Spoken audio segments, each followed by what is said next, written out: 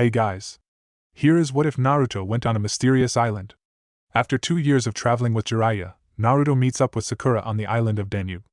A dangerous swamp has grown out of nowhere and mercenaries are flooding the island. With his mission, Jiraiya's antics, and Sakura's good looks, Naruto has more than enough on his plate. But when he hears that Sasuke isn't far away, things quickly become even more complicated. Hit like and subscribe if you like this one, and also please check the author in the description. Let's start. We are paid, that's all. We are God.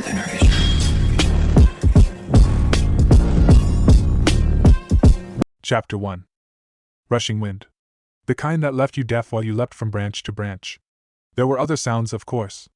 Naruto knew he'd hear them all the moment he landed and jerked the world back to clarity. The noise of insects filling the evening. The beat of his heart. Sandals on wood. Sakura leapt right beside him, her feet touching the branches in perfect synchrony to his as they pushed off again. It gave him the willies. It also made him glance at her more often. 2 years apart had given her a kind of charm that made it hard to focus. They rushed along the outskirts of an unnamed swamp, together, even though she should have been in Konoha and he with the old pervert. Naruto still did not understand how all this came about. The swamp, in any case, was unnamed because it was a newborn, 2 months old, if you were picky about it. Such a sudden growth of muck and still water raised eyebrows, especially on an island where the people didn't even have a word for swamp. He shot another sideway glance at Sakura and sent a mental thank you to Jiraiya. The old pervert had insisted just a month ago that he'd gotten too tall for his old clothes, and why would the apprentice of the most suave man on earth run around in garish tatters anyway? He hadn't known what the word garish meant, but Jiraiya's expression filled him in just fine. They fought, he was mulish, the old man was mulish, and ultimately what solved the issue had been a coin toss, an ice cream of reconciliation and a night full of stories. All things said and done, Naruto thought he didn't make too bad a cut these days. Just in time, too. They stopped their sprint across treetops once they reached a gnarled ash tree covered in lichen. The noise of insects and birds came back, as did the foul smell of nature grown lazy that he'd managed to ignore while moving. That's the last one, said Sakura, holding a map in her hand and smiling at him. She gave the tree a look of relief. The same kind that Naruto had seen 100 times on Gigi's face when he only had one document to sign left before they could go for lunch. I'll get it, said Naruto, pushing the mental picture of the deceased Hokage away. Sakura's voice and smile made that a lot easier than when he was alone. Besides, it was time to show that apprentice to the most suave man on earth was the most amazing student under the stars. Naruto reached into his backpack and pulled out a rectangular sheet of paper. He slapped it against the tree and used chakra to make it stick.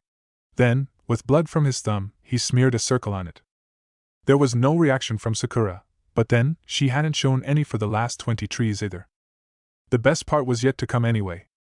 That's it, he said. I can do the main seal now, and then we can go back and find the old pervert. She studied at the small paper sticking to the tree. Are you sure we shouldn't leave that to Jiraiya-sama? Naruto waved her off. That's all good. Isn't anything too complicated. Gimme the map, will you? She was a bit hesitant, then shrugged and gave him the map. Sure. He called up a clone to transform into a desk. Then, with precise strokes of his thumb, he put the seal together. Jiraiya had told him that, even if blood made seals more potent, most shinobi used ink because blood was in limited supply. But since he had the Kyuubi healing him, it wouldn't be a bother. Soon, red lines wriggled across the back of the map. He could smell Sakura as she leaned over his shoulder to get a better look. Concentrate, Uzumaki, he thought, putting down the last detail. Seals could be volatile. Jiraiya had made that clear when he botched one on purpose, exploding a stack of filled ramen bowls. Done, he said. A chakra surge later, pieces of paper burst into flames on 20 trees around the swamp, leaving no trace behind. The seal would measure whether the swamp still grew, and if so, at which speed. On the map, a blue line drew itself, next to it a bunch of numbers for measurements, none of which he knew anything to do with. That was Jiraiya's part of the deal. Naruto's lips twitched. A job well done. With the rolled-up map in his hand, he dispelled the table clone and stretched himself. Back to town then, he said. It's better if we hurry. We'll be in trouble if we don't get the old pervert out of the bar before night sets in. How so? Most of the special ladies show up. Right, impossible to get him out with them around. Sakura made a face. He's quite a character, isn't he? You've got no idea, said Naruto, though he couldn't help the grin, which, in the right light, could be seen to wander into a slightly more lecherous position. Luckily, evening in a swamp made for bad light. They were about to set off when Naruto became aware of being watched. His meager sense for chakra pinged away in the back of his head. He wheeled around to the source. All he saw was rapidly advancing fur and two balloon-like eyes. There was a sudden weight on his shoulder. The distinct smell of animal sweat. Then it was gone. He was left staring at his empty hands. Close by, a male monkey watched them. He looked as though he considered using his newly acquired map as a cape, but then he backed off from that idea and began studying the strange paper by holding it upside down. Ignoring how it made him feel to have been stolen from by an animal, Naruto used his best bedroom tiptoeing style to approach, holding his hands up in a non-threatening gesture. "All good, little fella. I don't want to do anything to you," he said, inching closer. "But you've got something important there, so I'd be really happy if you could, give it to me." The monkey, who sported on his chin a fuzzy patch of fur resembling a goatee, narrowed his eyes. Then he turned his head to Sakura. Using the inattention, Naruto leapt. The monkey swung himself with a liana atop of Naruto's head, let out a shriek, and scampered down the other side. There was heat all over Naruto's face. He just knew he looked like a tomato right now. Sakura snickered. The red crept just that little bit farther for it. "I don't think that'll work, Naruto," she said with that thin line of lips pressed together, not because you're angry but because you can't hold in your laughter any other way. The monkey stepped cautiously around Naruto and toward Sakura. Then he held out the map and pointed at her back. "It wants to make a deal?" said Naruto. "Looks like it," said Sakura. "Do monkeys do that?" Sakura crouched and rifled through her bag. "Not the faintest. This one seems to." She fished a ration bar out of the bag, the wrapping reading "Food is pleasure. Tasty bars for strong shinobi, now with extra crunch." She held out the bar, gesturing at the map. The monkey shook his head, raising his arm 3 times. Sakura took out 2 more bars and held up all 3 of them. The monkey nodded imperiously at a place 2 feet away from Sakura. She put the bars down there, then retreated. The monkey jumped over to the bars, throwing the map at Sakura, and for a short moment Naruto felt a surge of vindication as the little shite was confronted with the fact that he didn't know how to carry 3 bars, only being able to take 1 in each hand. Then the monkey lowered his head and took the last bar between his teeth. Next to Naruto, Sakura made an impression of professionalism.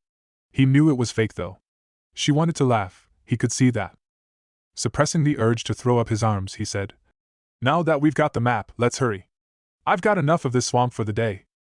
Sakura nodded. Together they made for the trees. As Naruto leapt onto the first one, he thought he heard a repressed snigger and lowered his head, his ears hot as burning coals. Kinzoku was the central town on the island of Danube, and it had precisely 2 things going for it. The first of those things was the city's port, out of which a steady supply of material found its way into hands that just waited to use it for the annual Danube festival in Kinzoku. That was a good thing, because when Naruto had turned 16 last month, Jiraiya had promised him that he'd get to enjoy the next festival they chanced upon. Jiraiya had, after all, no intention to lose his title as best unknown godfather. Not after he'd seen the light, at least. The second valuable point in Kinzoku, which arguably had made it the biggest city on the island, was that here, Danube's first brothel had been founded. A happenstance that soon spawned a whole evolution of the islanders' views. Nowhere was that more obvious than on a specific street in Kinzoku that was lit with red lanterns, jammed solid with drunks, and drowning in an arousing, flower-like fragrance.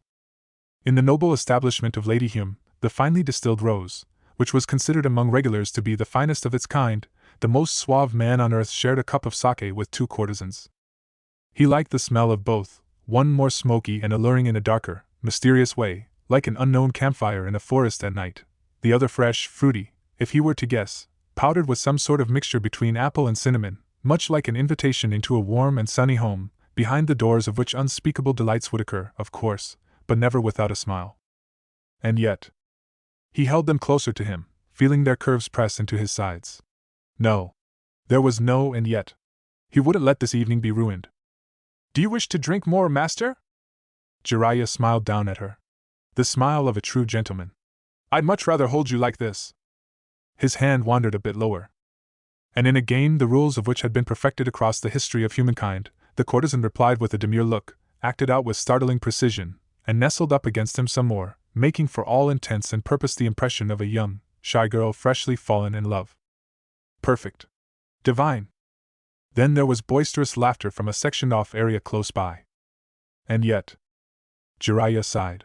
As a Sannin, it didn't behoove him to run away from reality, though there was an argument to be made that all three of the Sannin were very good runners. The reality, stark, naked, ugly, was that Jiraiya of the Sannin felt crowded in a place that usually promised intimacy and privacy, at least in regards to how much he acknowledged the presence of other men. These goddamn flunkies though had been grinding his gears for an hour now. He was all for the enjoyment of life, his own, but also his fellow man's. But from the din alone he surmised that the whole place was overflowing with people, and that was definitely a sign of too many men for his tastes. Crudely spoken, the ratio of women to men in a whorehouse should never be inverted. If there was one universal law, it was this. And right now, someone dared to swing a pickaxe at such an important pillar of living together in peace and fraternity. Worse, over the last hour, the courtesans tending to him had reduced their numbers from 5 to 2, and already he feared that should another man enter the house, that number would shrink even further. Perhaps he'd be left all alone in the end. An old man, deserted even by those he paid for their company. Somewhere in that mess was an actual existential trauma to discover and investigate, but introspection wasn't really why he was here. The soft ring of a bell alerted him to another newcomer. Jiraiya closed his eyes. There it was. He heard footsteps, and then the paper wall sectioning them off from the other customers was pulled aside. That's it for tonight, ladies. He won't be needing you anymore? Ah, a familiar voice. Why did it sound so unsure of itself? Jiraiya opened his eyes, and found Naruto fixed in a mental battle. Jiraiya grinned. It seemed like the lad couldn't quite decide whether to stare at the courtesans, both of which showed more than enough skin to incite the mind of a young man, or keep up a face of faked indifference, by looking at Sakura, was it? Yes, by looking at Sakura, who herself regarded the whole scene with the kind of silent expression that never spelled happiness, no matter which woman you found it on. Jiraiya nodded and gave the ladies a last good squeeze. On Sakura's face, the respect for authority found itself in bitter conflict with reality. The more mature courtesan turned an inquiring gaze toward Naruto. Do you wish a drink, valued customer? Not right now, thank you, said Naruto. He'd found his resolve and stared with admirable tenacity at point just above Jiraiya's shoulder. A last saucy wink, saying, You know how to call for us. Then both courtesans had slid shut the paper door. Naruto plopped himself down on the ground. Sakura seated herself in a more dignified way. Silence descended on them, thick and unmistakably filled with a clash of disparate emotions ranging from silent outrage over awkwardness to humor. Ah, to be young again. Hearing another shout of laughter from the area beside him, Jiraiya tapped a finger on the table and, with the other hand, reached for his pipe.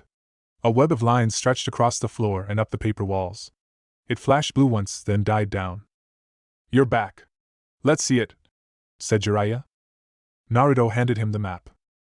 Any problems with the seal? Jiraiya asked, studying the measurements. Worked well enough, said Naruto. No real problem to speak of. Well, to be honest, it looks like any other swamp, old man. There's mosquitoes and snakes and birds. And the occasional monkey, Sakura added with a smile. Jiraiya glanced at her. A memory strong enough to break her out of her silent anger so quickly? He would have to investigate later, especially with that kind of expression on Naruto's face. Part of being a good storyteller was always to know where good stories were buried and then to not let go, like an angry dog that found a treat. Looks good to me, said Jiraiya. Well done, both of you. Why is the growth of the swamp so important? Asked Sakura. Jiraiya placed the map on the table. It shows intent. How so? Jiraiya traced the area circled by the blue line with his finger. Most people don't go around putting unnatural swamps into places for no reason. Give me one. Naruto grinned. Landscaping? Funny guy, said Jiraiya with an equally stretched grin. But don't be too immature, a lady is watching. Now give me a real reason. For a second Naruto struggled against the patches of red on his cheeks and avoided looking at Sakura. Could be to hide something, he muttered. If it's that, said Sakura, sitting up straighter, the swamp might not grow anymore if it already hides what it should. And if it still grows, it has another aim? Like, a provocation? She frowned at the map. To get Konoha involved? 1 out of 2, said Jiraiya. It's unlikely that whoever did this planned to get Konoha involved. Danube is far off and usually out of the sphere of shinobi influence. Then again, perhaps the swamp is meant to divert attention in general? If it's there, there must be something happening inside it, right? While the real business usually goes on somewhere else. So we know nothing, said Naruto. Think again, said Jiraiya. We know for a fact that there is something happening on this island. And we know that we might run in circles if we only concentrate on the swamp itself. Now whether the sodden thing still grows or not, we've done a good job for the day. He put away his pipe. There's something else I've got to tell you, but this isn't the right place. Jiraiya broke the seal, and they made to leave the distilled rose, hearing the hoots and groans of far too many men to be comfortable. As Jiraiya went by the register, a paper door nearby slid open and a courtesan swayed outside. In the split second the door was open, he saw a group of men lays on tatami mats inside the room, their arms full of women. They wore strange black bands around their biceps. More than enough to make an honest man angry. Not to appear suspicious, Jiraiya stepped outside and felt a blast of cold night air hit him in the face. He'd taken notice of the men's faces, memorized them even, because that had been the direction where all the annoying laughter had come from, and he'd be damned if he didn't find a way, somehow, to make those men's lives a bit more difficult if they still were around in the coming days. No one ever said a Sannin wasn't capable of pettiness. Perched on a tree, a monkey with a goatee observed the glittering lights of Kenzoku just a mile away. He had really no idea why he left the swamp behind, but something in his primitive brain told him that Kenzoku was the place to be right then. He felt exhilarating jolts when his amygdala activated, one for the image of a strange blonde ape, the mocking of which had been delicious, and one for the image of a pink ape, just as strange in her form, but beautiful, exotic, and a good business ape. In his esteemed opinion, altogether attractive qualities in a mate. The monkey finished off the ration bar in his paw with a crunch and looked at the crumpled wrapper in his hand. He couldn't make sense of it, but he found the shapes pretty and fascinating. Especially the F, the I, and the P. They gave him a strong sense of identity somehow. Strange stuff. Shrugging, Phipps scrambled down the tree. And as he knuckled his way through the high grass, aiming straight for the city, he never even once questioned how come he had no other memories beside of those two other monkeys. He just knew instinctively that this was a fine way to function. Odd geezer, said Naruto, settling down in the room they had rented for the night, while Jiraiya scribbled on a scroll and Sakura unpacked her bag. Looked as if we're ramen thieves or something. Jiraiya finished the last line. Why do you think that is? Maybe you scared him? I'm as gentle as they come. Sakura unsealed a little teapot and a set of cups, all with pretty flowers on them that Naruto for the life of him could not identify. I don't think he was scared of us, said Sakura. He seemed anxious in general, if that makes sense. She lined up the cups on the flat table, then looked about the room. You see a tap, Naruto? There's communal showers down the hallway, he said. Not sure you want that kind of water. Then an idea struck, and he cleared his throat. Gimme the pot, will ya? I know just the thing. After she deposited it in his hands, he put it on the floor, went through hand seals and concentrated. A moment later, the pot filled itself with water, and he breathed a sigh of relief. This jutsu was always a 50-50 kind of deal. He wasn't really a water guy, but Jiraiya had been clear that he'd learn at least some basic survival stuff under his watch. Something about utilytics and not varnishing a solid reputation, whatever that meant. Naruto suspected anyway that the rain from yesterday had helped. Sakura took the filled pot and eyed the water inside. Then she said, That's really useful, thanks, Naruto. And if that weren't enough, she also smiled and asked, Mind teaching me that one when you've got time? Getting water is always such a chore when I'm on missions. To which Naruto couldn't really say anything save, No trouble. It ain't too hard and you've got a knack for control and stuff, so you'll get it easy for sure. Ignoring all the while Jiraiya, who gave him the thumbs up behind Sakura's back. Anyway, said Naruto, scratching at his neck, what's that you wanted to tell us, old pervert? Jiraiya stared at them in silence for a good while after that question. Naruto cocked his head. Jiraiya didn't grow serious often, but when he did it mostly meant that listening up was important because something bad was going on. I'm sure, said Jiraiya, that you've been wondering why Tsunade sent you on this mission, Sakura. Danube is a good distance away from Konoha. Usually problems in this area wouldn't be in our jurisdiction, and if they were we'd send people more inconspicuous and, well, skilled, than a team of Chunin and Genin. Sakura nodded while tending to the tea in a mechanical manner, as if she'd done this kind of thing 100 times already while listening to important information. We are a disparate team, she said. To be honest, that's mostly because of you though, Jiraiya-sama. Genin and Chunin is one thing, but throwing a Sannin into the mix? I don't think the swamp is why we're really here. True enough, thought Naruto, then again, the old pervert is overkill for almost any mission. He just traveled with him for so long now that he hadn't seen it earlier. Somewhere in the back of his brain, a group of synapses fired at high speed, trying to make sense of everything, and somehow, a second later, the picture of Orochimaru and Sasuke flickered into existence in his mind. Naruto's pulse quickened. While the image kept bouncing around, his head tried to supply reasons for why this was actually the case. "It's Sasuke," he said, voice grim. "Because why else organize a get-together of Team 7? Jiraiya raised an eyebrow. He didn't seem surprised. "It is," he said. "One of my contacts on Danube might have seen someone that looks like him. I'll have to verify that later on. Whether Orochimaru himself is on the island we don't know, the chance is rather low though. It's clear, however, that he's interested in it. Our mission is to find out why, and if we've got the time, to take care of the swamp thing. They're likely related anyway." "So we're foiling the snake bastard," said Naruto. "And we're looking for clues about Sasuke." "That's not what he said, Naruto," said Sakura with some exasperation. Jiraiya waved her off. "He's got selective hearing. It's fine." Naruto stared at the cup of tea in front of him. Granny Tsunade was mental if she thought she could send him on a mission like this and not have him look for Sasuke. And since he never thought of her as silly, old and drunk, yes, never silly, he knew this was one of those look beneath the underneath moments, where what you actually had to do was different than what they told you to. Naruto felt a thrill. Should they find Sasuke, they'd have a chance to convince him to come home. He saw his expression mirrored on Sakura's face.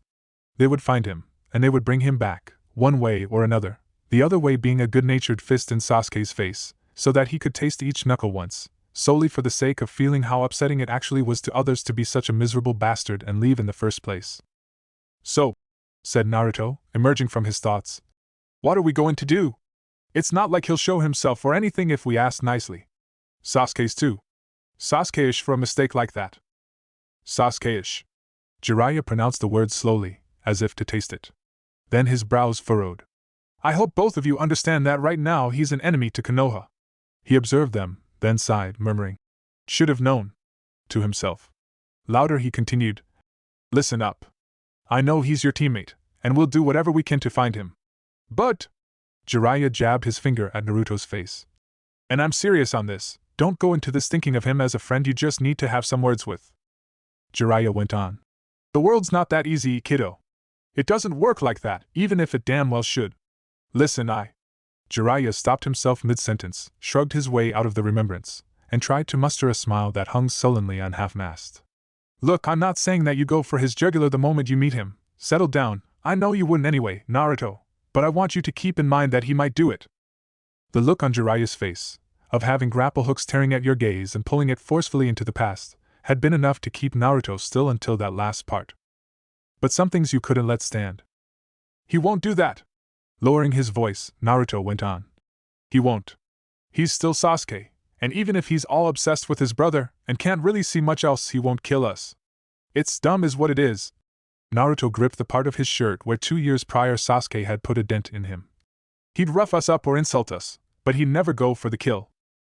"I also don't think he'd kill us," said Sakura, her voice carrying far more conviction than Naruto's. Staring at a spot on Jiraiya's handguards, Naruto remembered that he never told Sakura about Sasuke's Chidori. For all she knew, they knocked themselves silly with taijutsu. And if he was honest, he didn't want to tell her any different. Jiraiya sighed. "I really should have known. Okay, listen, I see it won't get me anywhere to argue this, but I still want you to be careful if you meet him. He's been with Orochimaru for 2 years now. If deserting your village doesn't change you, then that definitely will. Now get some sleep, you two." "And where'll you be?" Naruto asked as Jiraiya put on his jacket. "Doing some nighttime investigating. Can't be too careful." Sakura shot him a blank look.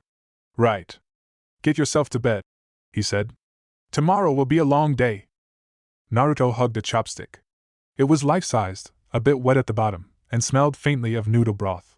He'd also had a strange conversation with Tucci about the toppings that would fit best to someone swimming in a pool of chakra currently being drained like an unclogged toilet, with the appropriate noise, of course.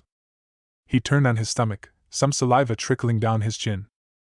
A second chopstick approached, all pink, with delicate engravings. He giggled at the thought of holding that chopstick as well. And because dreams are just that, the normal chopstick which he'd hugged so far didn't make much of a scene and evaporated, freeing space in Naruto's arms for the pink one. No struggle, because why ever would chopsticks fight? With a salacious swing of its quadratic curves, the pink chopstick walked closer and then tapped his shoulder. Naruto reached for it, but the chopstick, perhaps a bit bashful, retreated. Hee, a bit shy, he mumbled into his pillow. Would you like to tease? Naruto. Sakura's voice penetrated the haze of his dream. However, in that lurid place in between dream and wakefulness was usually when the strangest things happened. With some anticipation in his gut, and after 2 years on the road with Jiraiya, Naruto half expected the pink chopstick to turn into a scantily clad woman any moment now. Naruto. The whisper just got a lot sharper. He opened his eyes blearily to Sakura, who was shaking his shoulder. The thought, not naked, passed between his ears, then he noticed that the moon still shone into their room, kick-starting shinobi instincts he usually dialed down while sleeping. I'm up, he whispered back, feeling for the kunai under his pillow. If Sakura didn't wake him in the night to cuddle, only a distant possibility, then something more dangerous was going on. Chakra, said Sakura. One signature, lower floor. Not Jiraiya-sama, but it's strong. You think he's here for us? We're the only residents right now. I checked the register before we went to our room. Outside they heard footfall up the stairs. Now, given such a situation, shinobi with good training were supposed to weigh their options, mainly, stay and fight or get the hell out. Such a decision should be made on a rational basis, Jiraiya always said, and there was no shame in choosing flight if your enemy was strong enough to make meat patties out of you. The most important technique a shinobi could learn was to stay alive, because dead men didn't just tell no tales, with minimal exceptions they were also entirely useless most of the time. So, having weighed his options for all of half a second, Naruto jumped to his feet in his pajamas. Just as the signature arrived before the room, he delivered a flying roundhouse kick to the door. The kick broke the door in two with enough force to unhinge both parts, sending them crashing into whoever graced their doorstep. Using the moment of surprise, Naruto leapt forward, kunai ready, and barely had time to catch a fist. The punch catapulted him back into the room. He needed both arms to brace himself for his fall, so the kunai clattered to the floor. Just that his journey didn't stop how he predicted.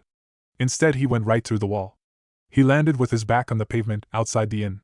Looking up, he saw the stars, the moon, then Sakura as she jumped after him, picked him up from the cobbles and leapt to another roof. You all right? I'm fine, he said, getting back to his feet. That wasn't quite how he'd expected to find himself in her arms. From the hole, a woman jumped down into the street, then stared right at them with cold indifference. Naruto knew that he was hardy enough to cash in on a lot of hits, but that had hurt. He couldn't remember the last time a fist sent him flying like that. The kunoichi leapt after them. Naruto took to another roof with Sakura. Not in the city, he said to her. Worst case, we've got to pay for the damages. Sakura's carefully assembled, shinobi adequate expression cracked. That's your concern? One of them, he said, clearing the last roof at high speed and vaulting over the wall circling Kinzoku. Sakura really had no understanding how things like this panned out. But he knew. Oh yes, he knew well how, in a merchant town, capitalistic interests, as Jiraiya called it, trumped being nice to a man who just got attacked any time of day. However dangerous this was, he wouldn't risk Gama-chan's belly again. The door and the wall were bad enough already for one night. She's following us. Naruto sped up. A good mile away from Kinzoku they stopped. It was a cold night to wear a pajama outside. The woman touched down a few feet away. Can't let a guy sleep in peace? Naruto asked. Who are you? He had a moment to appreciate her speed, then all his brainpower was relegated to blocking and diverting her punches, all of which had enough force behind them to make his hands hurt. Her knuckles sliced by, close enough to split hairs on his cheek. Clones, he thought. If you couldn't get them with one pair of fists, you could always try with a few dozen more. He jerked back from her fist, switched to the cross-shaped seal. The kunoichi grabbed his wrists. There was a light in her eyes, then her hands stood in flames. Heat seared through his flesh where they touched. A scream clawed out of his throat. Suddenly the flaming hand was gone, and Sakura stood next to him, fist clenched, arm outstretched. Naruto shrugged out of his burning shirt. Let me take a look, Sakura said, hands glowing green and hovering above his wrist. You're always so reckless, she added, looking at him with some worry in her eyes as she kept healing him. That's how I fight, Naruto said with a wince as the cool sensation of Sakura's chakra spread through his arm. Where's she? He asked. Didn't fly far, I'm afraid, said Sakura. We need to coordinate. Can you hit like that again? Anytime. Naruto grinned at the touch of pride in her voice. The sizzle of fire alerted Naruto of the kunoichi's return. She sped at them, both arms trailing behind her, drawing fiery lines into the night. His mind worked quickly. Jiraiya's Teachings of Combat, Entry 37, don't dive in without knowing jack about what's up, stupid. He'd had kind of forgotten that rule when he kicked in the door, but now it was present, right at the front of his mind, and also lingering as phantom spasm in the wrist Sakura had just healed. Clones popped into existence beside him. They wasted no time bum rushing the kunoichi, trying to figure out what she could do, how she fought, which way her ass could be kicked the most efficiently. He, in the meantime, settled down on his haunches and watched the fight. In this matter, what happened after he dispelled his clones was far more important than observing every move they made now. Because dispelling always gave him a strange gut feeling. Nothing precise, but an instinctual way to respond. Not that this was a new skill. He'd known for a while now that the longer he fought the same opponent with clones, the stronger he'd get right then during the fight. It just never had been clear until Jiraiya told him to stay back as long as his clones went about their business. Until then he'd always thought it was just him growing more awesome on the spot. The kunoichi, hands lit like red, angry iron, laid waste to the army of clones with grace that seemed unreal, tapping them, then evading and moving on, eliciting screams and the sound of burning flesh as she went. You couldn't really call what he did analyzing, Naruto knew, because for that more of his brain would have to be engaged. Rather he watched anxiously for them to be done, to get his gut feeling, while bouncing on his haunches like a mad squirrel. Sitting back was the worst. The endless sessions of patience the old pervert made him sit through on a daily basis always had that feel about them, of a prison without ramen, the ugliest of all worlds combined. If that's what it took to become a great general, like Jiraiya said, then screw greatness and all the forms it rode in on. He'd just become exceptional instead. A general who'd be strong enough to lay everyone out regardless of prior information. That'd make a much cooler Hokage anyway. Who'd ever want to read? And then he waited some more until he finally got a move on about himself in the history books. The last clone died an agonizing death that sent a shiver down his spine, which was overridden immediately by relief. Finally! Naruto jumped to his feet. You know your part? He asked Sakura, who had watched the pitched slaughter of clones with morbid curiosity. Yes, she said. Do they really feel no pain? He shrugged. I don't. They're dead anyway. The kunoichi walked toward them, not making the impression of having even had a good workout. He'd at least hoped for heavy breathing. The woman was composed though, and he knew he found this kind of composure really annoying and also strangely familiar, something he wanted to put a fist to. Let's go. Naruto and Sakura shot forward, again in that strange synchrony, which he knew was her doing, and soon they were obscured by a second massive wave of clones. His gut told him one thing: getting her immobile would require some sacrifice. The clones began their assault again, and he mixed with them, and then took, on purpose, a hit right to the stomach that sent him skidding across the floor. As the kunoichi glanced at him, he thought, yes, it's the real me, now come get me and we can get on with this. Ignoring the other clones, she sped at his prone body, arms up to the shoulders wreathed in fire. Her palm came at him, a solid sheet of flames. He lifted his hands to block the hit. As her palm closed in, 2 spurts of water from his clones, a simple technique horribly overpowered, hit her hands, enveloping both of them in a curtain of steam. Flesh met flesh, luckily without fire between both sides, but even then it felt much like taking hold of a pot right out of the oven. But that'll do, he thought, gritting his teeth through the pain. He held fast to her hands while more and more clones piled on her, grabbing at her legs and shoulders. You're not getting out of this. And she wouldn't, because his gut also told him that she hadn't once used an attack to get rid of several clones at once, which meant taijutsu and fancy, hot arms, nothing to get you out of a pinch if you were already pinned down. Now, hot, hot, hot! He screamed, as the kunoichi funneled more chakra into her arms, letting them go up in flames once more. A long shadow passed over them. A good distance behind the cluster of clones and the kunoichi, more clones had formed a tree-high whip, generating momentum, holding one another at their arms and legs.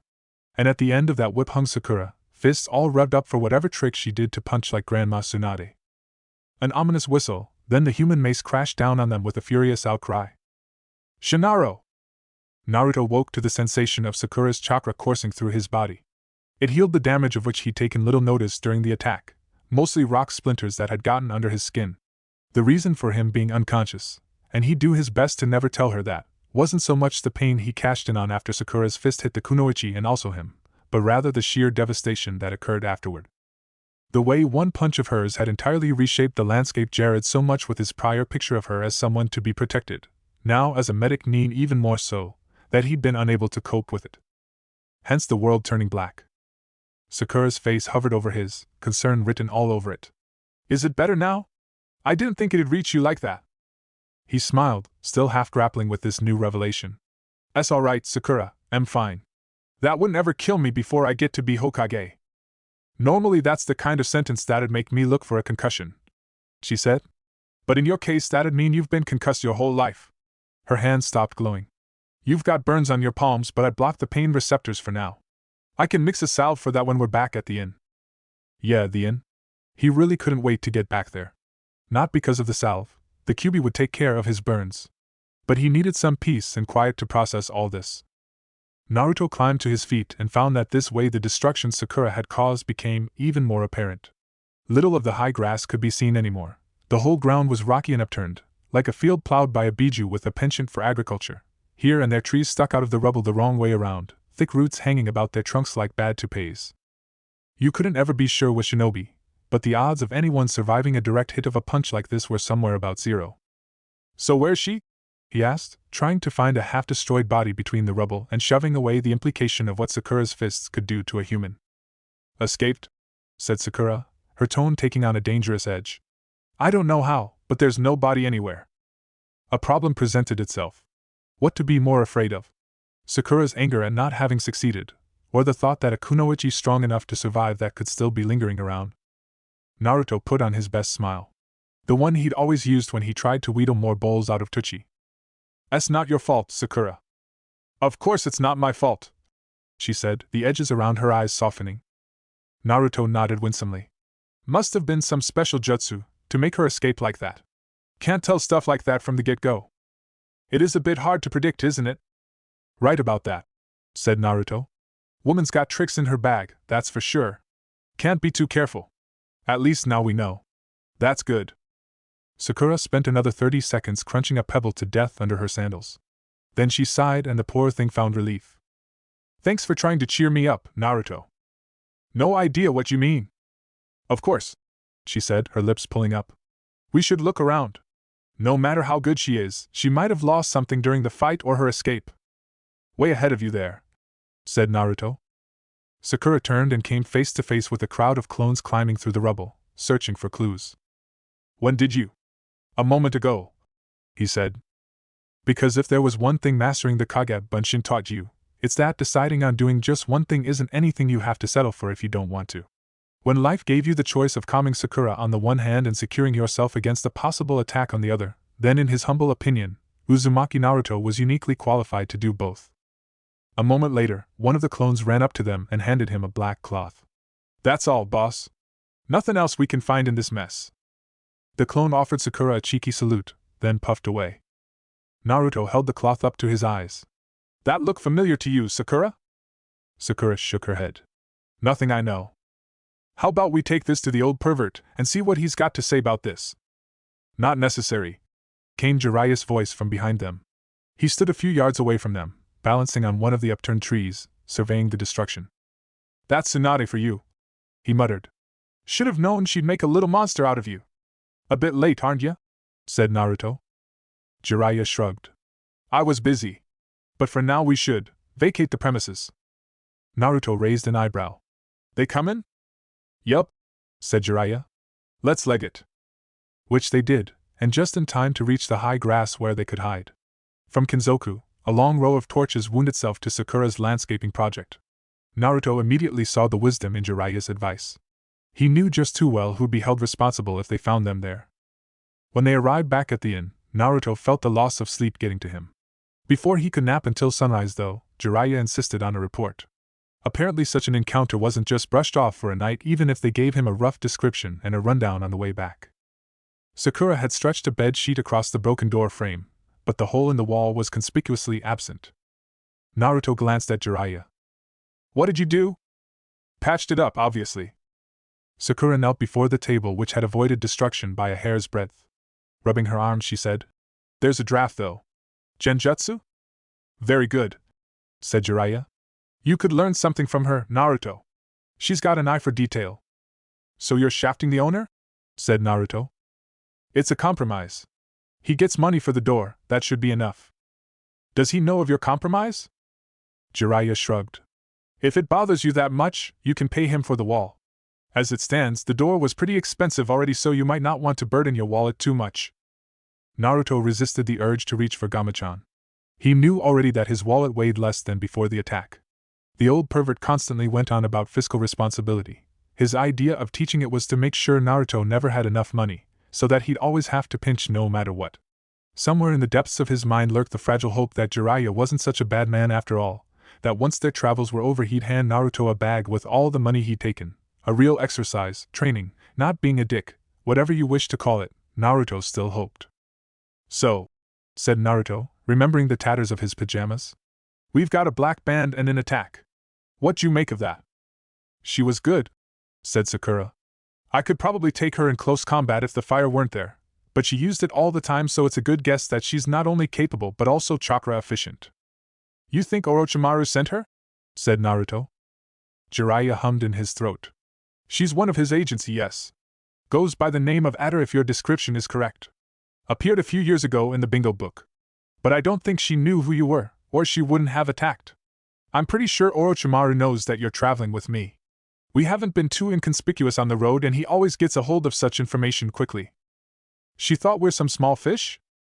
Pretty much, yes. That's my guess so far anyway. And if she's on the lookout for shinobi, who could potentially take care of the swamp, that means she's involved.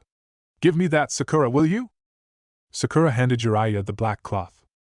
I've seen that one before, said Jiraiya. There seems to be an overflow of mercenaries as of late, with a surprising level of organization. I've heard there are two parts to them, one branch going to the mountains, the other's path is unclear. So we split up as well, said Sakura. Right, said Jiraiya. I'll take the mountain enthusiasts. You can have the surprise box. That's nice of. Jiraiya's hand jerked up. He signed Chakra. Small. Spy, then jumped at the window, coming face to face with a monkey on the windowsill.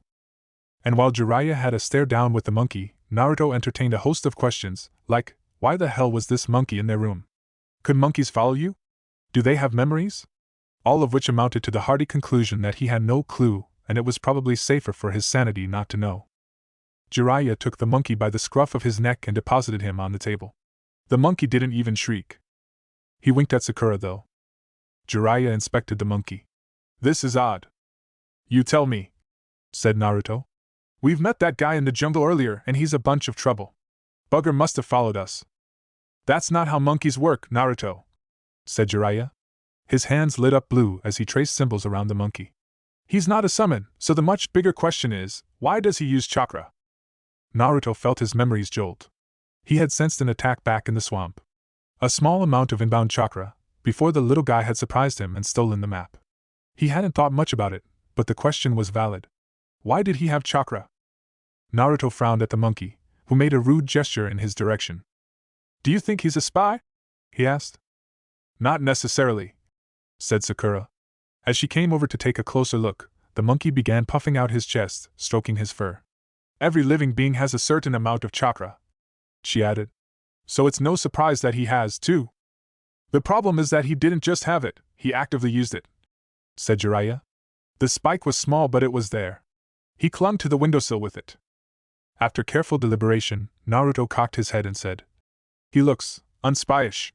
He's a trash ramen cup alright, but no spy, I think. That sums up my stance on the issue, said Jiraiya. However, that's also exactly what a spy would want you to think, so it's a moot point. We can't chance having him here anyway. Jiraiya took the monkey once more by the scruff of his neck and put him in front of the curtain. Sorry, buddy, but this place is a no-go zone. Then he made one-handed seals and the monkey let out a shriek. It pounded along the corridor, then down the stairs. Naruto looked out of the window as it scurried across the barely lit street. What did you do? Jiraiya pushed the blanket closing off the door back in place. Genjutsu. He thinks there's a group of lady monkeys just 3 alleys away. And that worked? Said Sakura. It always does, Jiraiya said with some flourish. Doesn't matter what species. Sakura massaged her temples with a suffering sigh. This night is just getting stranger. Just roll with it, Jiraiya said. Best advice I ever got from my teacher. Now get some rest, you two. Tomorrow it'll all look better. Chapter 2. Naruto stood at a large funeral pyre. The smell of burnt wood lingered about him and the others who paid their respect to the late Hokage. All they had of him now was a picture, where he looked regally at them. In each wrinkle on his brow was hidden wisdom, and the weight of a village pulling the skin down. His face on the mountain, they had that too. The rest, the important part, was memory. And so forgetting became the greatest fear. The wound was still fresh, though. When Naruto tried, he could easily recall the Hokage's voice, how his hand ruffled his hair, the laughter and sage advice, and the scrunched-up face when some chunin dragged him before the old man because of a prank, a face drawn between hidden amusement, from one practical joker to another, and expected disapproval. Naruto still had no trouble remembering how the Hokage had taught him to read. If he went even further into the past, he knew he wouldn't have to search long before he also found, dusted but alive, the memory of being read to, of hearing that crusty old voice sing a children's song popular in Konoha. The rhythm was still there. The melody, too. If he wanted to, he could probably sing it. And still, he feared that he'd forget. Because those were personal things, and memories faded with time, and what happened if the memories were gone? Or if they had dulled so much that all he'd be able to recall was a concept, the abstract knowledge that he'd known this man, the Hokage, and that he'd been good to him, all the hows and whys lost. Naruto bowed before the picture. Sticks with incense stuck out of a bowl next to it. He hated the smell. Just as the smell in Konoha's hospital covered up a bitter fight, this one made death official. One desperately fudged the evidence, the other shoved it right into your face. Broke your soul on it, too. Around him, people sniffled into their tissues, or kept looking ahead with hard, controlled faces, or cried. So many of them, to all of whom this man with the giant liver spots and hairs on them had been a father, or something close to that. Naruto stepped away. He had been the last. They would take the urn with the ashes now and bury it wherever Hokages were buried. The old man had insisted on being burned. Whatever the reasons, they must have been well thought out. Naruto walked home amidst a crowd of mourners, yet always a few steps removed. Each step accompanied by the destruction of Orochimaru's invasion. He thought that perhaps forgetting wasn't the greatest fear after all. It seemed hard to forget all this. Impossible even. The pit in his stomach was something else. What could he have done to change what happened? He thought of all the ways he should have been stronger, faster, more able, to save what was dearest to him. He resented the biju in his gut. It had made the Hokage's second term necessary. And yet he also asked himself why he hadn't learned to use it better, to make it a weapon? Would the old man have died that way? The answer was so close he could taste it. One more step down that road amidst the sniveling crowd and he'd hold it in his hands. But whenever Naruto felt himself in reach, he woke up, his pulse pounding too quickly, his hands clammy. The sun shone through the blinds, pasting a riffled motif on the floor. Sakura sat at the table, reading. "You're up? Good," she said, noticing him sitting up in the bed. She smiled at him. "The mercenaries will move out in half an hour, so you've still got some time. I got fresh bread from the market and some butter if you want." "Thanks," he said, still not fully there. He was grasping at his dream, but the more he reached, the more it faded away, until all he was left with was a vague feeling of shame, the face of the old man, and no idea how to connect the two while knowing they somehow belonged together. They lay on a roof in Siho, farthest village away from Kinzoku, closest to the swamp. Scattered all throughout the village, armored mercenaries making the appearance of searching for something. The search had taken them 6 hours so far and nothing of note had happened yet. "I'm hungry," said Naruto. "We're on a mission," said Sakura. "No reason to starve." She threw him an annoyed look. "We're not leaving post on a mission, Naruto. That's unprofessional." "They're not doing anything," the shout echoed. They pulled their heads back so they weren't visible from the streets. Naruto held up his hands. With a lowered voice he said, "It's not that I don't understand what you mean, Sakura. But they're not moving at all. Probably won't either in the 10 minutes it'll take to get some food." Sakura made ready to protest, but her stomach chose that moment for a hideous betrayal. Naruto grinned at her. "If they didn't hear my shout, they'll definitely have heard that. Nice growl there, tiger." "Shut up. I'll get us something, just you wait." "Naruto, wait, that's..." But he was already gone before she could say no. He swung himself down into an alley, put up his best henge, and went for the next joint that sold food. There was no ramen place in this village, that much he'd checked already. It was actually the first thing he always checked when entering any place. Jiraiya called it the best situational awareness utilized for the silliest purpose. Chicken would be alright though. He just needed some time to stretch his legs. To move around. Which was also the reason he didn't use a clone for this task. Observations made you yawn more often than they brought results. It was much better to throw some stones and see if that created ripples than to wait for ripples happening on their own. But he seemed pretty much alone with that. Being inconspicuous was a tedious thing that everyone took very seriously. And he had to admit that Sakura, lovely as she was, annoyed him with her rules. Her damn stomach growled. It was as if she put away human nature for the duration of a mission. She hadn't been that way before. Or at least not to that degree.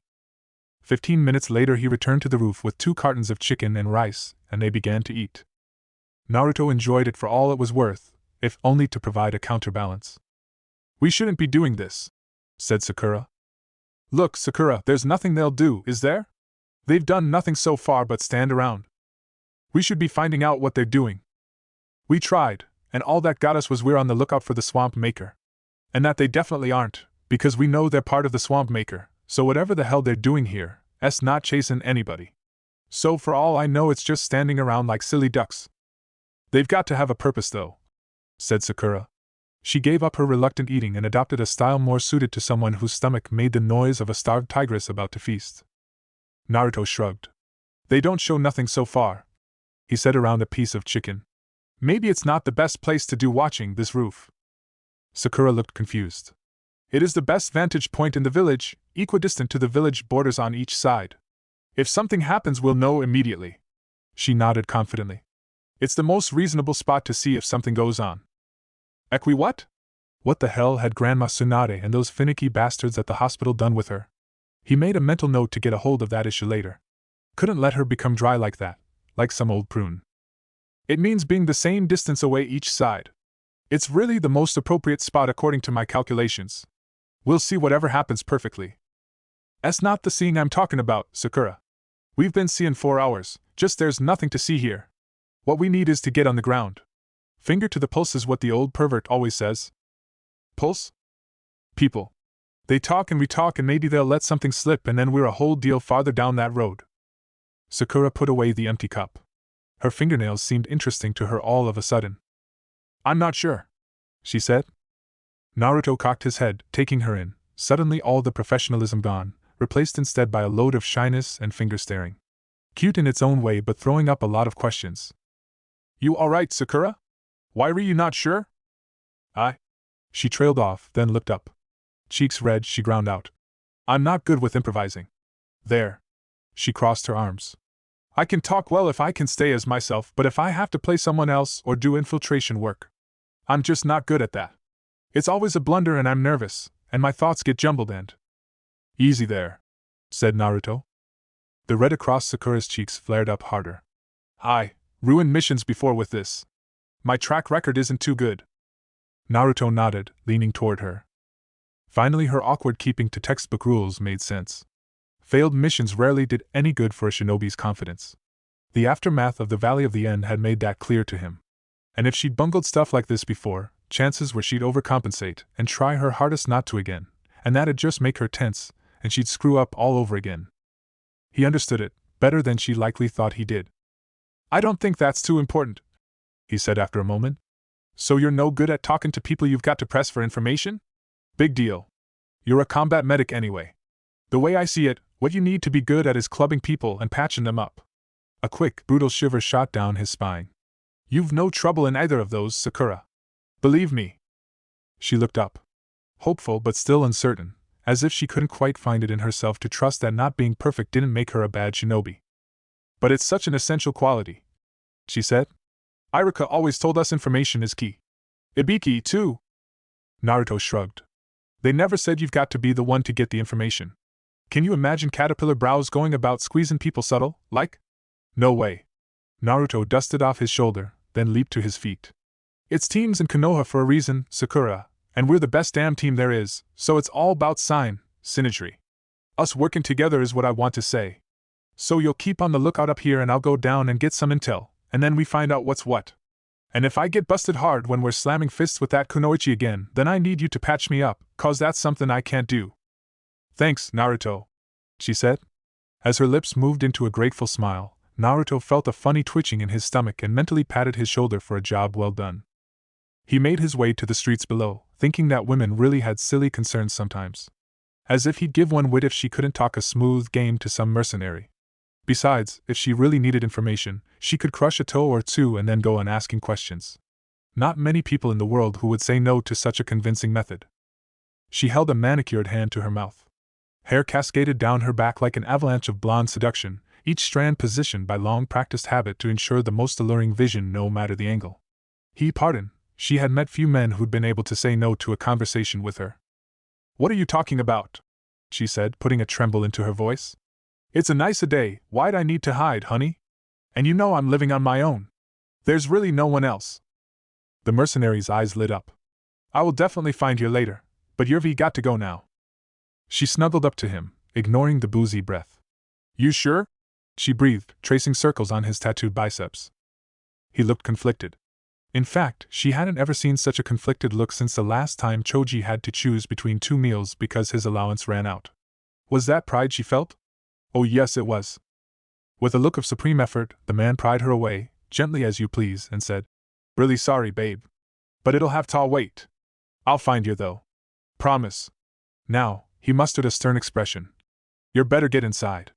The animals will come soon, and you ought to be far away from them beasts." A last try.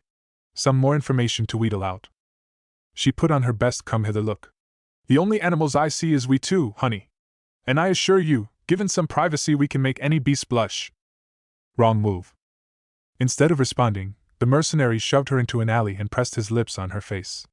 The taste of garlic, onions and booze gave her a moment of sheer panic. Then the rough lips were gone, and the mercenary left her alone in the alley. The henge puffed away. She became he. And he spat on the ground. Once, twice. When all the saliva was gone, he still tried for a third time. "Bastard used tongue on me! Disgusting! I'll kill that son of a bitch!" All rational that he had provoked it weighed nothing against that breath and sensation, and the feeling of murder in his gut. In moments like this the QB actually had the highest chance of escape. Naruto created a clone. A seal later it sprouted water into his mouth, and he gargled. Again! After the third time he wiped his mouth with his sleeve. Animals. What the heck did that even mean? A bunch of birds carpet bombing the village? He glanced at the sky with suspicion. He knew the world liked such moments to screw with people. The moment you dismissed the bird theory, a soul specimen was on its way to get, literally, the drop on you. No bird though. Better to meet up with Sa. A cry from the outskirts of the village. High-pitched. Naruto narrowed his eyes.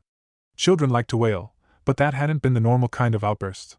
Usually those amounted to, "I want this and am not getting it." This one though had the effect of, "Dear God, why did Mama and Papa push me toward the lion?" He shot off to the nearest roof. And, upon turning his head to find Sakura, crashed into the hairy chest of a giant gorilla. He staggered back, blinking. The gorilla, red eyes rimmed with blue circles, rampaged forward with a guttural grunt. Naruto blocked a wild fist and felt firsthand that the gorilla used chakra to enhance its punches. "Big beastie," he said, wincing as the anvil-like fist hammered against his block again. "But not big enough for this, are you?" Naruto juked to the side, took the arm, leveraged the weight on his hip, and threw the gorilla with a bump down into the street. It landed with a thump and an uprising of dust around it. "There's another one of them," he heard a rough voice from below. "Kill it." "Something strange," said the voice again. It didn't jump, Sarge. Just fell? Can gorillas fall?" "Maybe it tripped," said a third voice. "I don't give no rat's ass if that beast tripped or fell or flew, you dipshits. Cut off the head, put a spear through it, and be done with that thing. There's more of them coming." Naruto left them and met up with Sakura.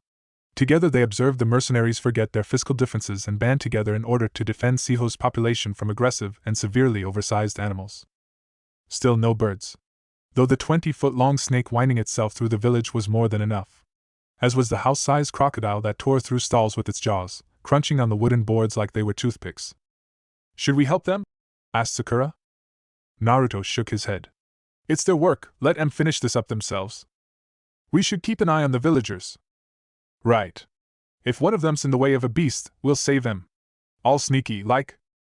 The fracas lasted for another hour. Naruto and Sakura didn't intervene beyond smuggling a crying baby out of the way of a 4,000-pound crocodile.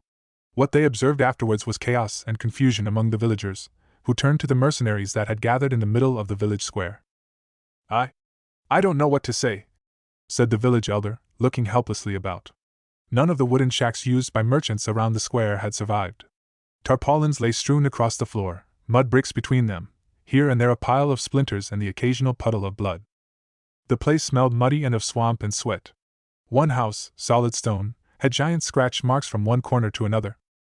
"It's all right," said one of the mercenaries. He wore a good set of armor, 2 swords hung at his hip. "Thank God that we've been around for a while to find out who made that swamp. I can't imagine what would have happened hadn't we been here."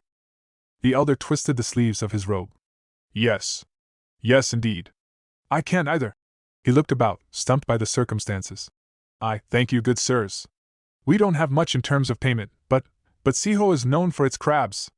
And all other kinds of seafood." Amidst the confusion, a thread of pride entered the man's voice, shining out through his eyes also. He used that thread like a lifeline, clinging to it. "If you wish, good sirs, please stay the night and enjoy what we have to offer. We can give you a place to sleep and food, and what else you might need we can arrange, surely." "That is very kind of you," said the mercenary. "We will take you up on your generous offer. I cannot speak for all of my fellow brothers in arms, but I think that, as long as this crisis continues, some of them would not object to standing guard." The elder stepped forward, unbelieving, as if seeing a mirage. Which Naruto thought he was actually seeing as well, because altruistic mercenaries was such an oxymoron you couldn't just solve an equation like that. He shared a skeptical look with Sakura. "Really?" said the elder. Then he cleared his throat. "We would be grateful if you were to help us out in such dire times." The mercenary nodded, letting his gaze swivel through the crowd of civilians, lingering longer on the children. "It's not exactly the way we usually operate," he said, making a rueful gesture. "But you've got a lot of kids around here, and picturing what might happen to them. Listen, I know at least some of the guys behind me personally, and even if we're mercenaries, we're still just as human as everyone else. If you'd continue to give them food and board, I'm sure they could be convinced to stay free of any other charge." Then he put up a mercantile and sharp grin that verged on being overstretched. "Only as long as the problem with the swamp isn't resolved, of course. Afterwards, if you still want our services, you ought to pay. Can't work for free forever. A man's got to live, and a mercenary not making money doesn't stay one for long." The elder laughed throatily. "Of course, good sir. All in nature's course, isn't it?" He grew solemn. "Thank you," he said. "I know how good a deal this is, and in the name of the village you have my gratitude." The exchange ended and the mercenary leader went with the elder to talk to some of the other soldiers, convincing them to stay. One young man close by, on whose face a frown was building up, made to speak with the elder. Before he reached him, though, a familiar mercenary, likely still having the breath of a dying skunk, put a hand on his shoulder and led him away, talking quietly. Naruto scratched his cheek, letting all this fly around in his mind. "Don't think we're going to get much more than this," he said. "That was more than enough for one day," said Sakura. "Tired?" She shook her head. "More confused than anything." "You believe what he said?" "Not a word," said Sakura with pinched lips and a mightily displeased expression. "Thought so," said Naruto. "Let's hike back. The old pervert's gonna want to know about this." The job of an unwilling herb hunter was, most of all, boring, repetitive, filled with crouching, the tedious chirping of birds, the annoying buzz of insects, the feeling of worms crawling between your toes, the experience of finding roots in your way and living in damp areas, and lastly, of a continuous expenditure of chakra for an essentially useless purpose. Uchiha Sasuke swatted a mosquito to death, crouched, and plucked a mushroom with the texture of a soggy biscuit from between 2 roots. Hearing 2 more mosquitoes buzz closer, he raised his eyes to them. The wheels got an extra spin. One might call it a bit of deserved extra meanness. In any case, the mosquitoes fell dumbly to the ground, buzzing in a circle before hitting a puddle and drowning. Satisfied, Sasuke put the mushrooms into a zip bag in his hand. Some people found the practice of mushroom gathering serene. They enjoyed it, and, if they belonged to an especially joyous bunch, were always up for singing a song. Sasuke did not belong to that group. He spied the next mushroom. It was red and had little black dots. To the usual observer it was invisible. A mushroom evolved to utilize its measly chakra for an almost impenetrable genjutsu. One of incredible complexity, which really was the strangest thing. A stroke of genius in evolutionary terms, just that evolution held no candle to Uchiha Sasuke. Still, even though his Sharingan could break through the illusion, the task gave him a terrible headache.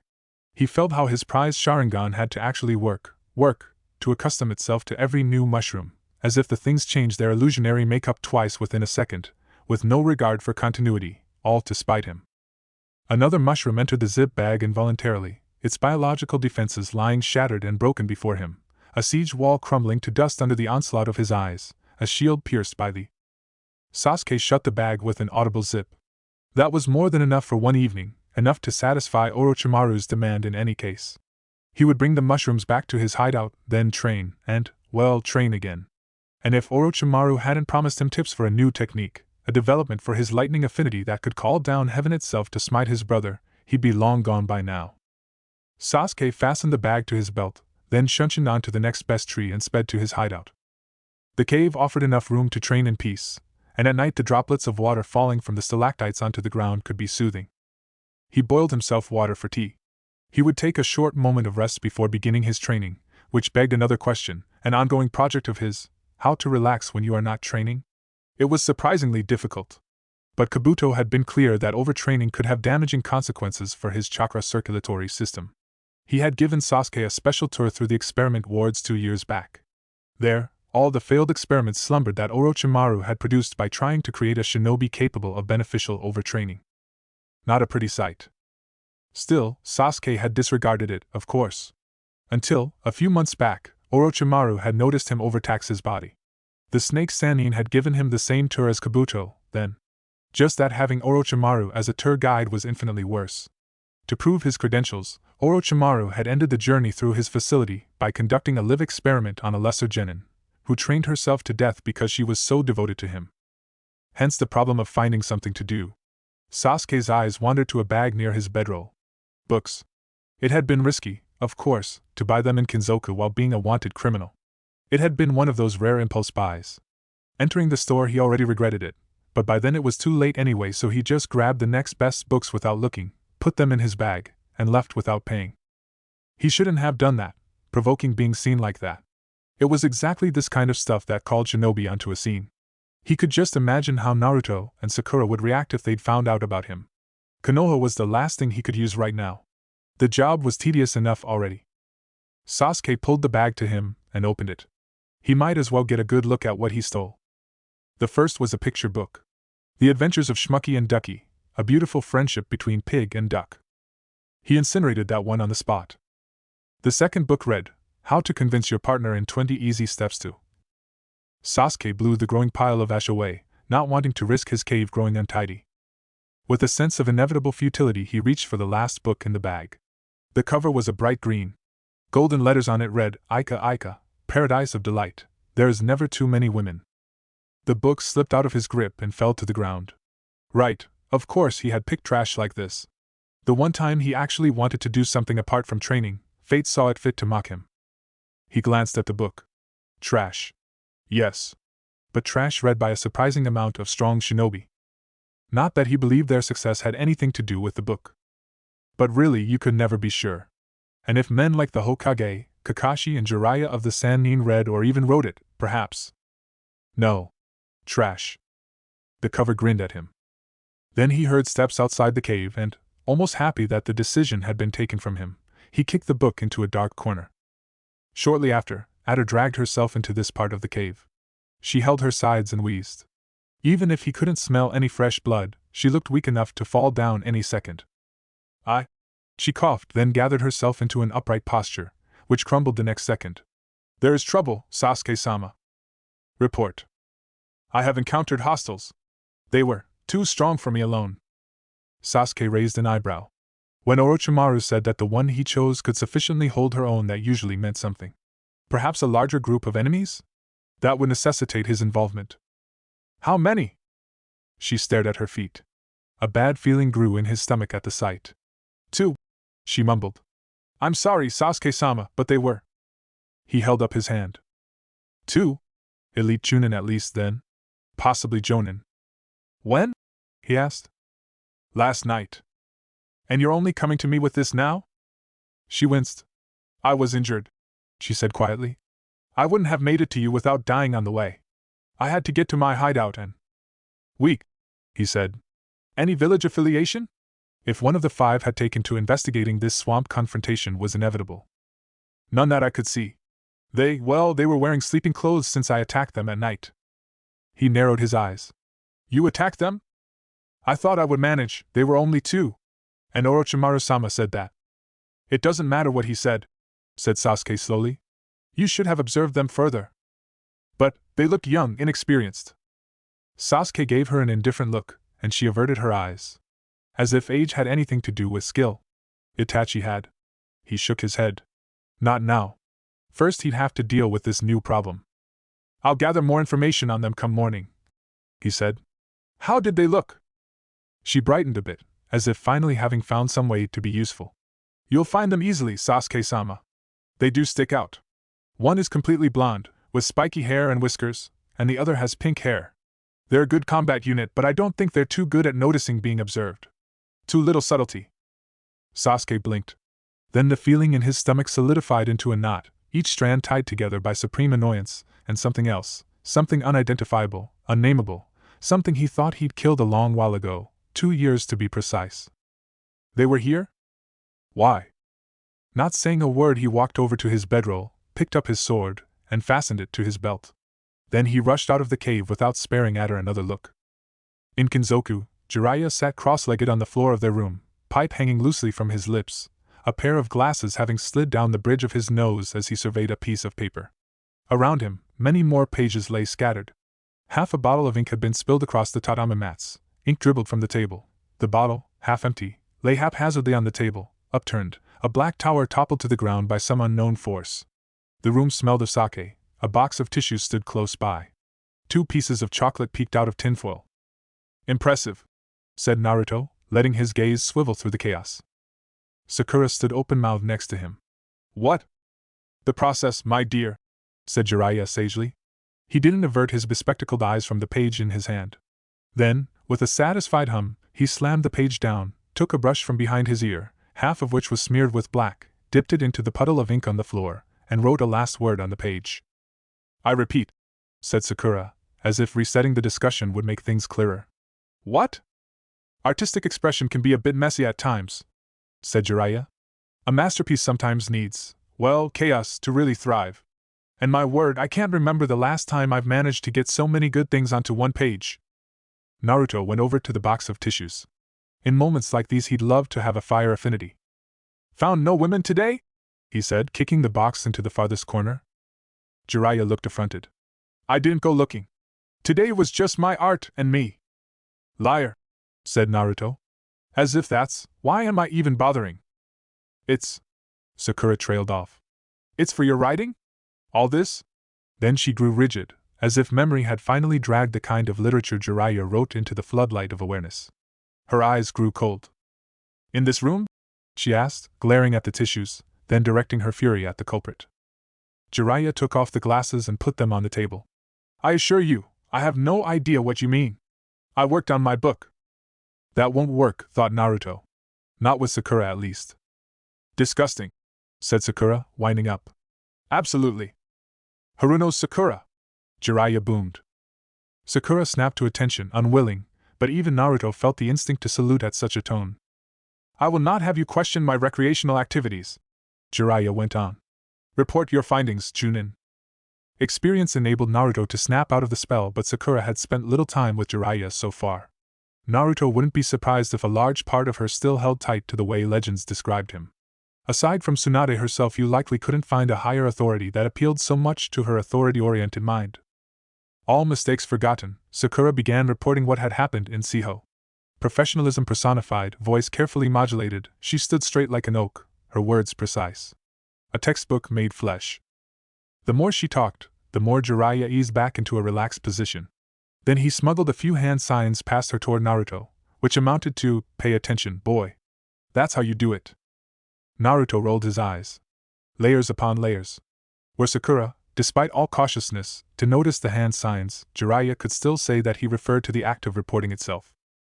Naruto signed back, not so brave with Grandma Tsunade. If you could sign ellipses, he'd have added them for good measure. The crazy thing was that Naruto knew Jiraiya listened while signing, that he paid minute attention to Sakura's report, that somewhere in that demented mind the next passage of his novel was being written at the same time as the whole situation on Danube Island was being processed. Ultimately, that were the Sannin for you, human ability surpassed in the places you least expected it. As Sakura finished her report, Jiraiya ended his side conversation with Naruto. That's about what I expected, he said. I followed the mercenaries up to the mountains. They had some frisky animals, too. But you know what really stood out? They had surprised miners. And the last time I checked, Danube had no mines. Of course, the mercenaries were just in time to help. Always so reliable, those guys. Not really all that inconspicuous, is it? Said Sakura. I would have expected a scheme by Orochimaru to be more elaborate. The invasion during the exams was much more sophisticated. Jiraiya answered, but Naruto was deaf to his reply. He had squeezed his eyes shut at the word invasion. Pictures flickered through his mind, the image of a pyre, a photo with a blurred-out person, zigzagging emotions too fast to understand that were gone as quickly as they came. Thinking about Gigi wouldn't do him any good now. That was long ago. 2 years in which he'd grown out of tears and rotten moods that always ambushed him when he least expected them. None of that mattered now. They had a swamp to investigate. Sasuke was close too, and these days animals spent their time brutalizing villages. More than enough to keep you occupied in any case. Naruto opened his eyes again. You should go, said Jiraiya. His tone was insistent. But we're on a mission, said Sakura. Now that we know there's real trouble, we can't just. I say it's okay, so it's okay. Naruto shook off the remembrance of the late Hokage. What's he trying to make you do? He asked. Weren't you listening? Asked Sakura. Sorry, mine's been wandering. He wants us to go to the festival, she said, while we're on a mission. That wiped the bad mood away in an instant. Naruto wheeled to Jiraiya.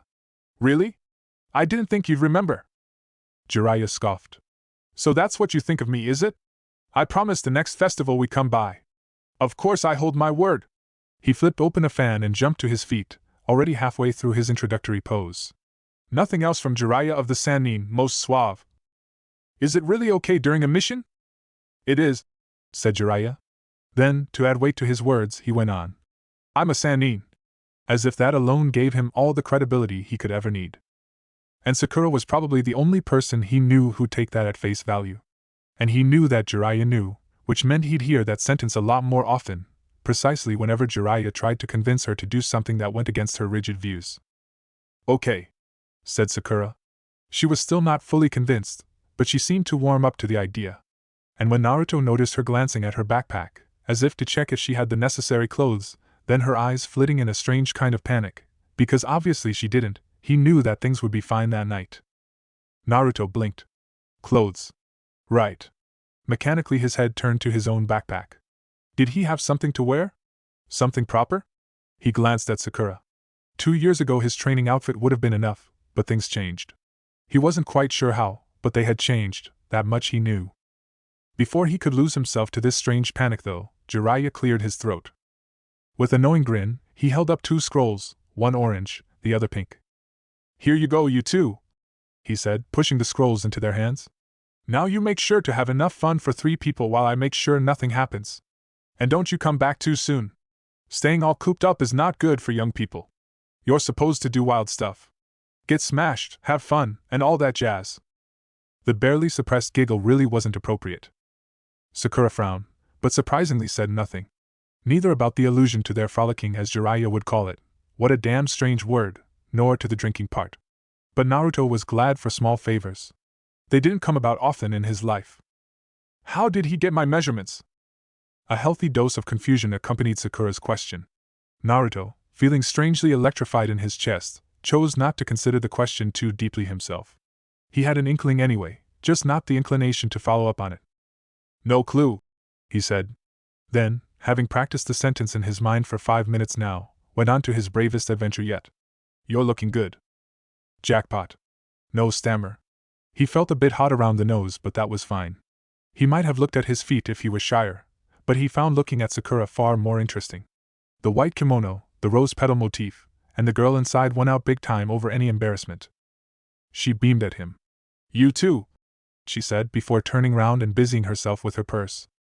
Naruto went over to the mirror that hung at the wall, engaging in the soothing practice of mentally talking to his whiskers, which he called by the numbers 1 to 6. He had a secret bet with himself that he'd be Hokage before he ran out of whiskers to count faces on the mountain with, which left him with 1 to go. He stared at his whiskers, thinking, boy, this'll be something. Don't you screw this up, Uzumaki. You've got a good night and Sakura and a festival and... I'm ready, Sakura called.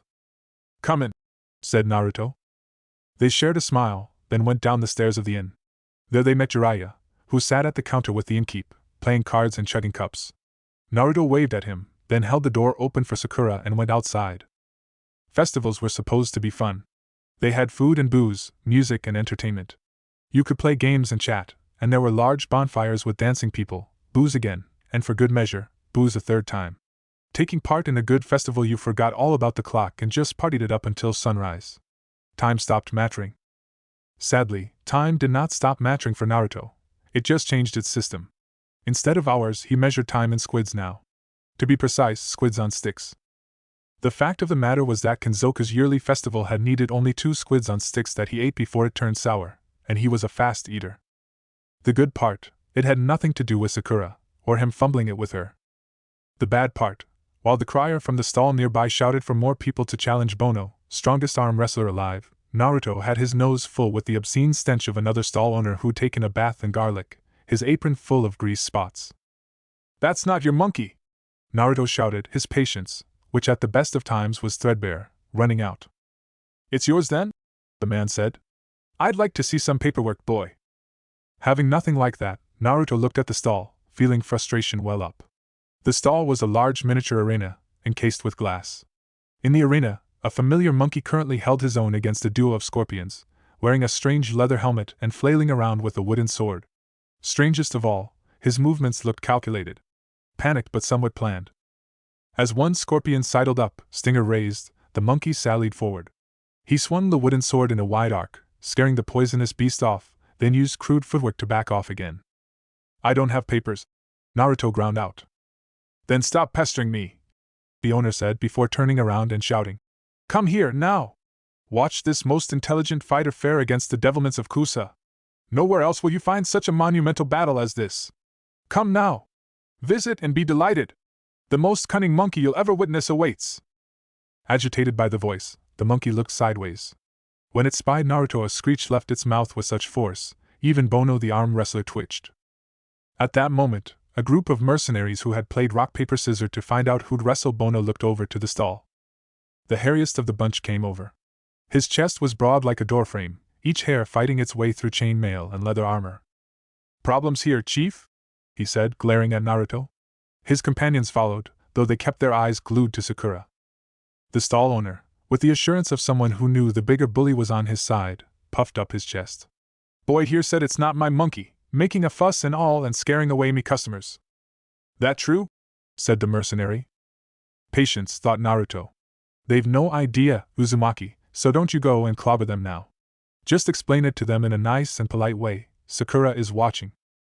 "I've seen that monkey before and—" The monkey screeched again, and the mercenary slugged drunkenly against the glass arena. "Silent! Ruddy thing!" In the eyes of the monkey, Naruto saw desperation. The monkey had by now clubbed the scorpions to death, but the owner held another cage ready, filled with the hisses of a bunch of snakes. That did it. Blast it all to hell, but there was a limit to patience and staying low. A red point of anger in his chest, Naruto shot the mercenaries and the stall owner a glare. He was about to roll up his kimono sleeves, when Sakura took his arm. "He's just a bit drunk, gentlemen," she said, smiling at the men. "Please excuse us, he needs sobering up." The hairy mercenary let out a guffaw. "Better get the little shite under control, missy. People who can't hold their liquor have no business drinking." "Of course, I'll tell him," she said, giving Naruto a clear message through her eyes that she would murder him if he made a scene. "And if you're bored with such a lout, why not come back and find us? Better company for sure." "For sure," said Sakura, bowing lightly. "I'll consider it." Then she dragged Naruto around a fence and into an alley. "What the hell did you think you were doing?" she said, poking a finger into his chest. Naruto glared at the wall. If he had the ability to glare through it, his gaze would have speared some gullets on the other side of the house. "You don't need to glare at the wall like that," said Sakura. "Calm down, Naruto.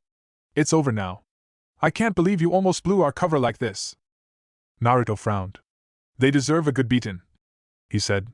"Doing stuff like that and betting on it. I would have messed them up." Then he remembered the reason for his anger in the first place. His eyes widened. He was almost around the corner when Sakura pulled him back with some effort. "What now?" she grunted, dragging him back into the alley. "Didn't you notice? That monkey's got to fight some snake next, I heard it. That thing'll kill him for sure. We got to help. At which point Sakura rolled her eyes and pinned him in place with a stare that pretty much amounted to, "Are you an idiot, or what?" An uncomfortable expression that she gave voice to a second later. "You're a shinobi, Naruto. Are you telling me the only way you can save that monkey is by busting their jaws?" It took about 5 seconds to understand. Then he felt his ears heat up. Right. There were, perhaps, for the not immediately violence-inclined, other options to solve problems. "Got it," he said, scratching the back of his neck, feeling his cheeks burns. Sakura rolled her eyes. "Then go and save him, or he'll die for real. I'll wait here for you." "Will do," he said. "And don't go about breaking jaws, please." Naruto didn't comment. At that point in time he felt it safer to just get the monkey away from his current company, and then forget this whole episode. A minute later he was back in the alley, the monkey clinging to his shoulder as if he had found a long-lost family member. This time Naruto had planned ahead. In the cage currently fought a monkey clone with the brawling knowledge of a full-blood shinobi. To top it off, he had left some henge clones nearby who'd placed some bets and fleeced that damn owner. He rubbed his hands. Better odds you got in no other cage fight. Naruto pried the overly thankful monkey from his shoulder. "'S all good now, boy. Settle down." The monkey looked around anxiously. For a second he stopped his panic to appreciate Sakura's kimono, then he resumed with flitting eyes to look for danger. Naruto crouched so they were on eye level. "They won't do anything to you now." In that moment, despite their earlier struggles against each other, a bond of kinship formed. All his life Naruto knew people had either feared and despised him, or, even worse, they had regarded him with scientific curiosity, like you'd regard a particular well-shined sword. Seeing how those old crones who'd always advised Gigi had observed him felt way worse than the actual fear he met from the villagers. Cruel as it was, he could understand the fear. It was silly and he'd rather they not run away screaming about demons in their minds, but he could understand it. He feared lots of things himself that weren't any dangerous. Ghosts being one of them. And the monkey? That fellow had been objectified just the same then, kitted out with armor and weapons to turn a good profit. Sakura saw the intense gaze between them and snorted. "I'll leave you two to it," she said, walking over to a barrel of rainwater and checking out her face, adjusting her hair, and so on, all the strange things women do from time to time. Naruto nodded absent-mindedly. Having found kinship, he reached out his fist. Tentatively, the monkey bumped his own against it. "I'm Naruto." Naruto took a stick and wrote his name in the dirt. The monkey looked first at him, then at the name. He took the stick and scrawled symbols into the earth as well. Naruto raised an eyebrow, then shrugged. "Fip, eh? Good name." After a few more seconds of silence, Naruto rose from his crouch. "That's that. Keep calm and don't let him catch you again, K?" Fip made a questioning noise. "Nah, you can't come with me, boy." Fip jumped in place twice. Naruto sighed, then gestured to his shoulder. Fip followed it up and leaned in. Naruto whispered, "Listen, I don't know how much you actually understand, but I want to have a good time with Sakura." He subtly nodded at her back. "And I can't do that with you in the mix. So be a pal and give me some space, will you?" A moment long Naruto feared that old resentments would bubble up. Fip swayed on his shoulder, head swinging from Naruto to Sakura and back. Then, as if heaving a monumental sigh, Fip uttered a sad noise, nodded, and climbed down along the back to the ground. "Look. I'm sure we'll see each other again," said Naruto. "Come find me if you've got the time, Fip." "Look." After Fip left them, Naruto was alone with Sakura again. This time, though, there was some awkwardness to it. They stood in the dark alley, and Naruto couldn't help but think this evening went entirely different than he'd planned. "So, want to go back to the festival?" Naruto asked, trying to shove away the silence. Sakura looked undecided. "Not really," she said. "I don't like all those mercenaries around me." Silence settled on them again. Naruto tapped his foot. Do something, he thought. Say something. Just get this silence over with. His mouth opened, all checks and balances of the planning ahead part of his mind masterfully circumvented. "We could get hammered." The syllable had barely left his lips when he already winced. Not a good idea with Sakura. She was so damned by the book, convincing her to get sloshed wood. "You think that'd be all right?" Naruto's eyes widened. A trick? A trap?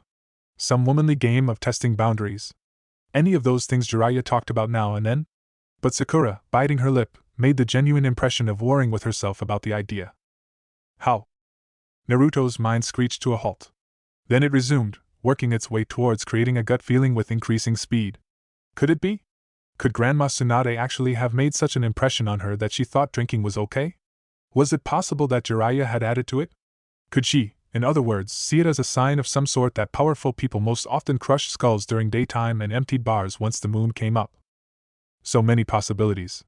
He practically saw it before him, a scene where Tsunade and Sakura lay on the roof of a building at night. They would discuss a treatise on the effect of chakra on bones. Tsunade would look up at the star-specked night sky and say, "Don't you think it looks like a giant glass of dark liquor, Sakura, each star a different ice cube?" The profundity of it all then astounding and amazing Sakura into dazed silence and a compliant nod, because who could ever disagree to a statement like that? Tsunade would get out the sake afterwards and go on, saying, "And so we try to create our own cosmos in our cups, to assure ourselves that we're strong and powerful." Naruto abandoned the image before it could break him. "So, you're up for it?" he ventured. Sakura shrugged helplessly, but there was a spark of interest in her eyes. "I never drank before," she said. "But I've always seen Sensei do it, and even Kakashi. And Jiraiya does it too. So maybe." "The old perverts sloshed all the time," said Naruto. Then, as if telling of an unrelated detail, he added, "He's about the strongest shinobi I've ever seen. Makes it look so easy sometimes, is what I always say." No one ever said Uzumaki Naruto came onto this world without cunning. In fact, most people who met his ire would usually agree that he should have been named Kanamaki, not Uzumaki, but that was such a bad pun, no one ever dared to use it instead of brat or demon, both perfectly acceptable slurs, because such a linguistic atrocity would just make them that much bigger of a target for his pranks. Liquor won the battle. Sakura nodded, resolve shining in her eyes. "Let's do it," she said, growing more confident. "I really want to try it out." "I think I know where to get some," said Naruto. "And then we'll find a nice spot, and look at the sky or something. And make up stories about the stars," she added, growing more excited. "And talk about life." "And life, yes." And so the next chapter of the evening began, and in Naruto's mind, a mind that surprisingly hadn't yet come into the enjoyment of a good buzz in its life either, it couldn't have started on a finer note. Things were finally looking up for him. An hour and several bottles later, because once you started, stopping was always so difficult, they lay in the garden of Kinzoku's mayor, looking up at the moon. Naruto felt blades of grass tickle his feet. His sandals lay somewhere near the pond. About him was the song of night birds, the tapping of a bamboo pipe on stone, and far off the noise of the festival. Sakura took a swig from their last bottle, then put her head on his stomach.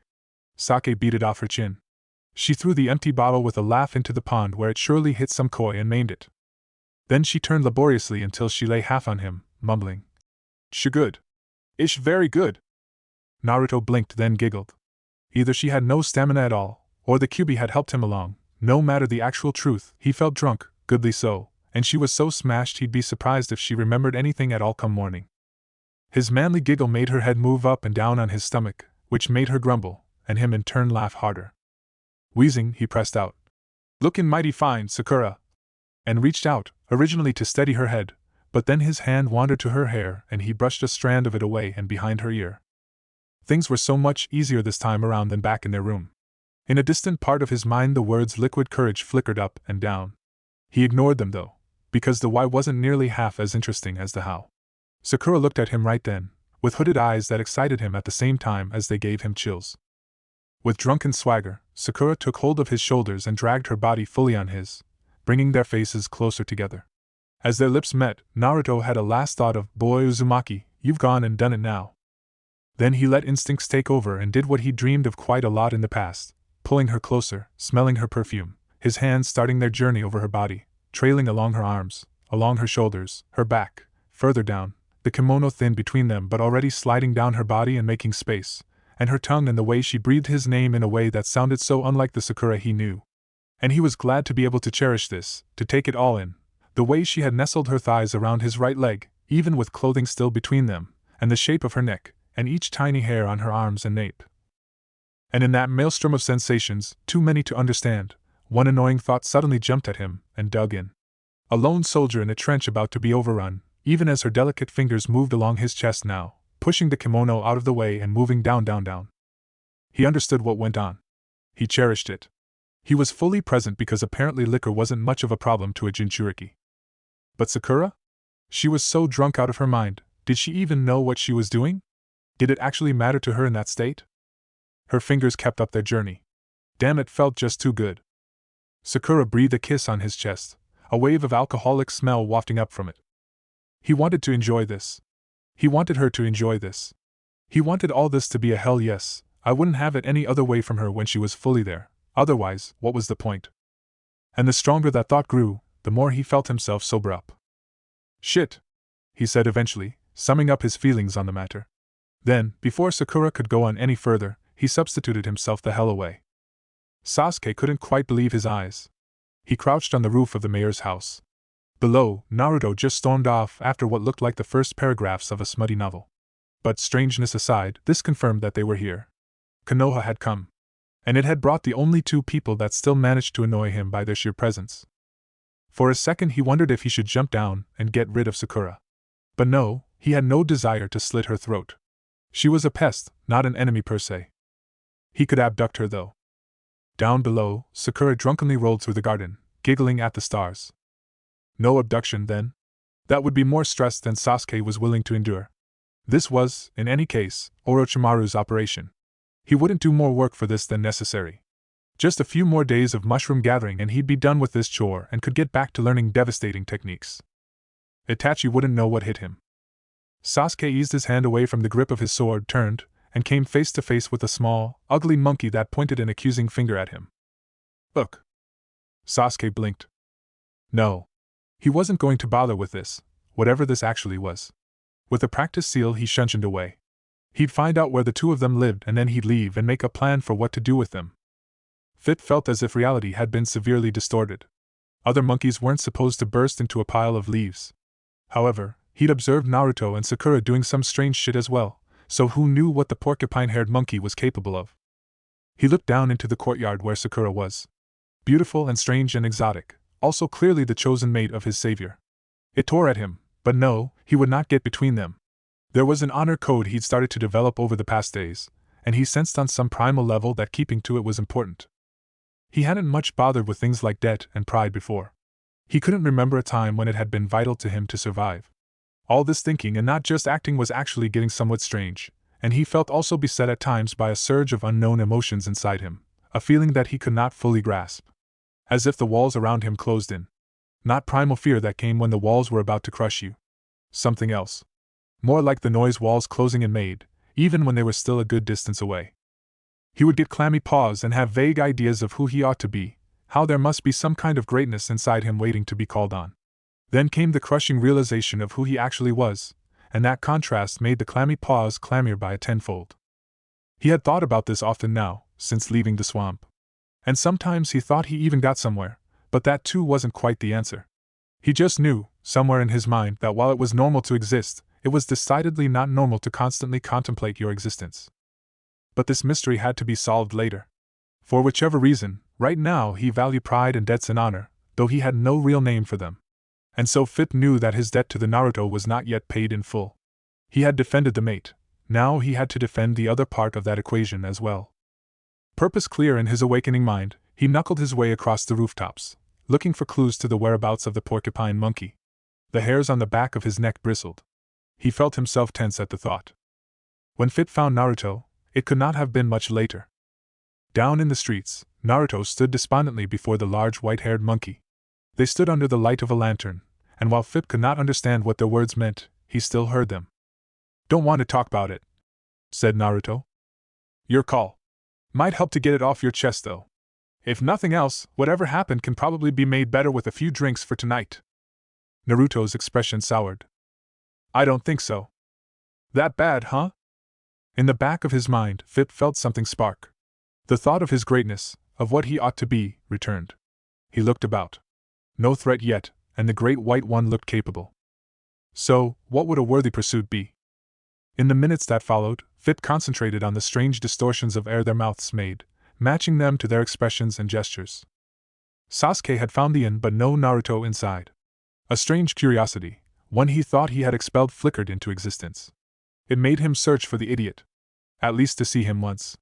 To get a good grasp of how they had changed in different directions. To see what idiocy he had left for the benefit of power, he told himself with as much conviction as he could muster. Rooftops flew by. The moon hung shining in the air, like a gigantic screw to the darkness. The air was getting chilly now, whatever that meant for an island bordering on the tropical. Sasuke was careful on his journey. Even if Naruto and Sakura were chunin by now, Konoha did not send two-man teams. Somewhere lurked a third teammate. Hinata might be the worst.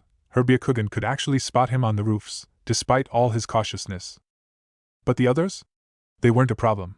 The first year of his training under Orochimaru had featured heavily everything you needed to know to become untrackable by scent, by chakra, by almost anything. Sasuke was proud of those skills. He wanted Itachi to see him coming, of course, but if that weren't the case, he was confident he could sneak up on him, or at least not be spotted miles in advance. One rooftop farther, he stopped and hid himself in the shadow of a water tank. "Don't think talking helped at all," he heard Naruto's voice. "If anything, I think I feel worse now." Oh? Who was he talking to? The chakra was minuscule. A civilian? Sasuke edged around the tank and peered down into the street. Without wasting even a millisecond, he pulled back behind the tank, feeling his pulse explode in his throat. Jiraiya of the Sannin? Goddamn Jiraiya of all people? But Sasuke was confident in his hiding skills still. He could get out of this. He just had to stay still so as not to upset the status quo and have something unpredictable happen, as it tended to when Naruto was involved. "I think it's better if you go back to the inn and get some sleep. Tomorrow the world will look a lot better." "Doubt it. Trust me. I know this feeling, and I know it'll go away." "If you say so." "I do. Now go get some shut-eye. I'll collect her on my way back." Sasuke's heart beat more easily. They'd go now, both of them, and then he could get the hell away from Kinzoku. Sasuke heard Naruto's steps recede into the city. He could allow himself to breathe soon. Look. Senses honed through brutal training and a more than respectable intellect told Sasuke within the blink of an eye that he had to get away from that water tank, now. He blasted off the roof, just as Jiraiya's fist smashed the tank he hid behind into the next street. Mid-jump, Sasuke made himself smaller, pulled his head in. Jiraiya's foot slashed the air above him with enough force for the displaced wind to send Sasuke careening off course. Sasuke tumbled to the floor, found balance, replaced himself anticipating another attack, then crashed headfirst into Jiraiya's broad chest. Sasuke staggered back, then ducked. He swiped at the legs before him with his feet. Jiraiya stepped forward. When their legs met, it felt as if Sasuke had smashed his shin against a wall of corrugated iron. His Sharingan flared into existence. All pretense of civilian chakra gone now, Jiraiya lit up in a monstrous blue that made Sasuke wince as he looked at it, tracing within a second the gigantic coils that wound through the whole body. He jerked his arms up just in time to block most of the punch that sent him skidding across the next rooftop. His arms shuddered uncontrollably. And Orochimaru considered this his inferior? He held himself to be the stronger one. The amount of active chakra circulating within Jiraiya's body was massive, larger and more powerful than anything he'd seen from the snake Sannin himself, hell, even from Itachi. The realization brought a cold shiver to his neck. He had to get away. He had to. He felt Jiraiya's presence behind him, turned to block, to dodge, to do anything in order to survive. Mid-turn, Jiraiya lightly tapped his shoulder, shoving him off the roof. Sasuke bounced on the street, rolled to his feet, and shunshined. Once, twice, the chakra in his body melting in his coils, being used again and again, propelling him forward, away from that monster, toward a place where he could process all this. Shunshin. His hand cramped. His body stood in flames as the curse seal activated. Wings shot out of his back. The swamp. Too far still, but he was out of Kinzoku. Soon. Just once more. A pair of hands stopped his escape mid-shunshin. Within one motion they ripped out his wings. Before Sasuke even felt the pain, one hand gripped his collar and threw him to the ground, somewhere in the wild, miles away from Kinzoku. When Sasuke recovered from the vertigo and vision came back into focus, he lay on the ground in a heap. His back was bloody. Spasms of pain shot up his spine, gathering around his neck. Jiraiya of the Sannin sat on an upturned log before him, legs crossed at the ankles, looking expectantly. And there'd been but one moment in his life so far when Sasuke had felt greater fear, and that realization alone made his skin crawl inwards. Back in the streets of Kinzoku, Fip brushed off dirt from his hairy shoulder, considering a job well done.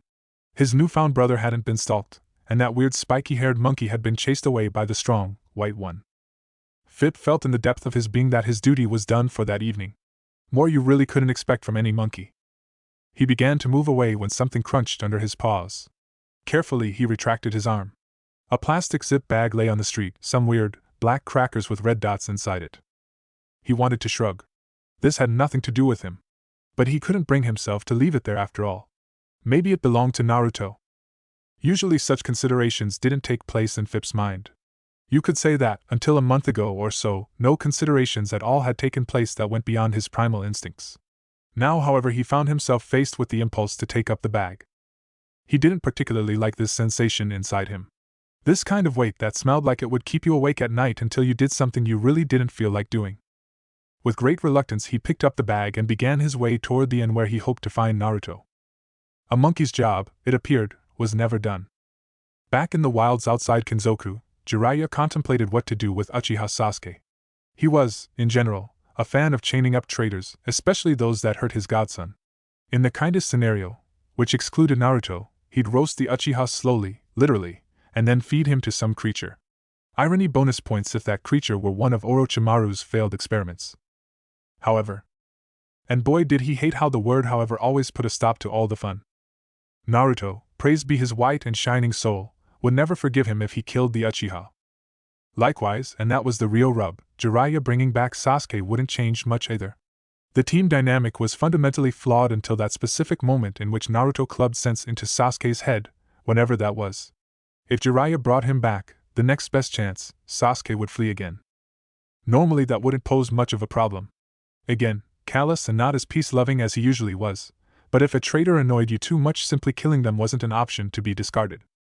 The real problem, then, was that he wanted Naruto to be the one that captured Sasuke, silly as the notion was.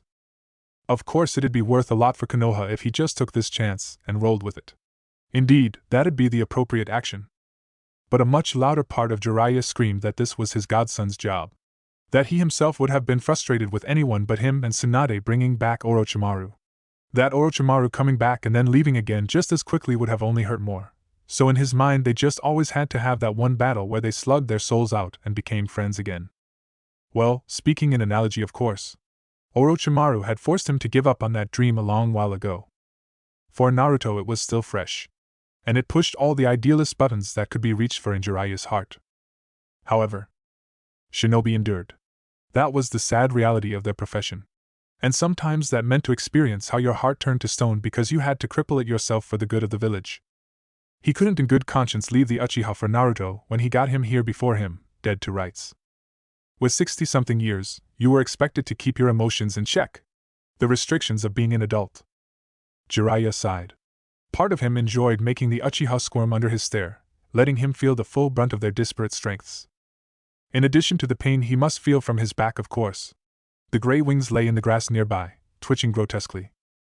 You're a shit, you know that, don't you? Sasuke kept silent. His eyes flitted around. Then they focused back on him, Sharingan spinning into action. Jiraiya felt the attempt of a genjutsu. The moment the web of illusions encountered the seal Jiraiya hid under his bracers, it slid off like rain on a window pane. Jiraiya smiled mirthlessly. That won't work, Uchiha. Fancy eyes don't do the trick with me. Sasuke shrugged and deactivated his Sharingan. I won't have to deal with you much longer anyway. Oh? Confident in your escape, are you? Do you really think Orochimaru would send me here on my own, with you on the island as well? You don't really think I'll get scared by his minions? Not by them. Jiraiya leaned closer, grinning like a wolf. If you think Orochimaru will stop me, you've got another thing coming, boy. The last tussle we had I was a bit under the weather, so you can bet your ass that I want a rematch. Let him come, that won't get you off the hook. It's not you he's here for, said Sasuke, returning the grin with cold, arrogant precision. You're slow for a Sannin, aren't you? Jiraiya's eyes widened. He scanned the Uchiha for falsehood and found none. How could he have been that? Every rational thought in his mind was overridden by the sudden concern for Naruto. The Uchiha became a lesser priority. First and foremost he had to secure his godson. Knowing that Sasuke would delay him by at least a minute if he tried to subdue him, Jiraiya pushed himself away from the ground with enough force to leave craters in his wake. A minute meant everything once Orochimaru threw himself into the mix. The speed Sannin were capable to travel at when they really tried could rend the flesh off normal people. Trees did not fly by, they were non-existent in their shape, nothing but a mesh of green and brown colors thrown together in one single blur. Wind whipped at Jiraiya's hair. Using Harijaizu, he flattened it against his spine. Resistance threatened to shear off his skin, Pushing more chakra through the surface of his body, he hardened it and sped up once more. Wildlife was usually noisy. At this speed, Jiraiya heard nothing save the boom that occurred every time his sandal hit the ground. Gritting his teeth, he pumped more chakra into his legs, hardening the bones of his feet to withstand the pressure as he took it up another notch. Kinzoku was on the horizon. Then it was there before him. One leap catapulted him over the wall onto a roof squat in the middle of the city. Mid-fly, he dialed down the chakra and went on without destroying the houses. His senses strained in the darkness as he rushed to the inn. The festival was still going on but slowly winding down. He heard nothing like the sibilant noises of snakes though, or the explosions of an attack, or the screams of dying people. He did not smell anything unusual either.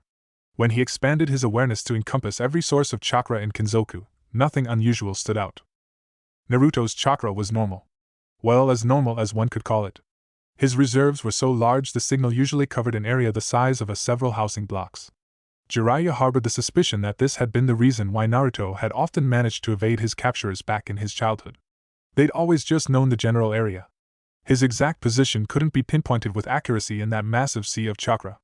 It was such a counterintuitive hiding method that it had worked splendidly. Naruto basically hid himself inside himself. There, too, slumbered a philosophical problem to think about, though Jiraiya lacked the time for it. In an afterthought, he checked Sakura's chakra too and found it stable and not agitated as well. That didn't have to mean anything though. A Sannin was above petty modes of concealment that could be found out with a rough surface check. With a last leap, he cleared the distance to the inn, went up the stairs, and pushed away the linen of their improvised door. Then he sagged against the doorframe, relieved. Naruto snored, then wildly hit at air, turned and mumbled something intelligible. Sakura smiled into her pillow, a treacherous trail of saliva trailing along her lips. Both slept. And try as he might, he found no sign of Orochimaru anywhere. The adrenaline in his body gave way to the realization that the Uchiha had played him. Even though no 16-year-old should be able to fool a spy master with that much experience. Yet it happened. And strangest of all, Jiraiya was sure that Sasuke had spoken the truth back then. He would have sniffed out any lie that came over the boy's lips. So, how? His heart beating a violent rhythm in his chest, Sasuke staggered back into the cave. Adder was still waiting on him. He held fast to the wall, not trusting his legs to carry him all the way after that encounter. He left a bloody trail as well. Sasuke-sama, you're back! Adder rose from her meditative pose. Sasuke struggled over to his bed. He needed to sit down. Just for a second, not long enough to show weakness. Just to get things processed. Adder kept talking, but he ignored her. In his mind, the short chase from Kinzoku replayed over and over again. Each tried to analyze it, thwarted by the voice that shouted he got you without breaking a sweat in a matter of minutes. Sitting down, he found that his legs slowly stopped shaking. He had escaped. And he had Orochimaru to thank for it. If the snake Sannin hadn't gone after Naruto when he did, then... Sasuke blinked. Why would Orochimaru go after Naruto? He found playing with the Kyuubi amusing, surely, but he had never made any comment at all that he was interested in Naruto on a deeper level. The tingling of adrenaline across his body dispersed. His thoughts slowed in tandem, clearing up the mess of primal fear that Jiraiya had left him in. Sasuke narrowed his eyes. Then, oh so slowly, his lips pulled up into a grin. Inside his memories he found the telltale sign of a Sharingan-induced genjutsu, with a chakra signature that couldn't be more familiar if it tried. He shattered the illusion with a thought. Memories rushed back, of remembering that the one thing he knew for sure about Jiraiya was a fierce love for Naruto, of hedging the idea to put an illusion on himself in order to make the bluff convincing, of layering a weak illusion on Jiraiya to distract him from the real aim of activating his Sharingan. His grin transformed into an honest smile. That won't work, Uchiha, he muttered at the floor.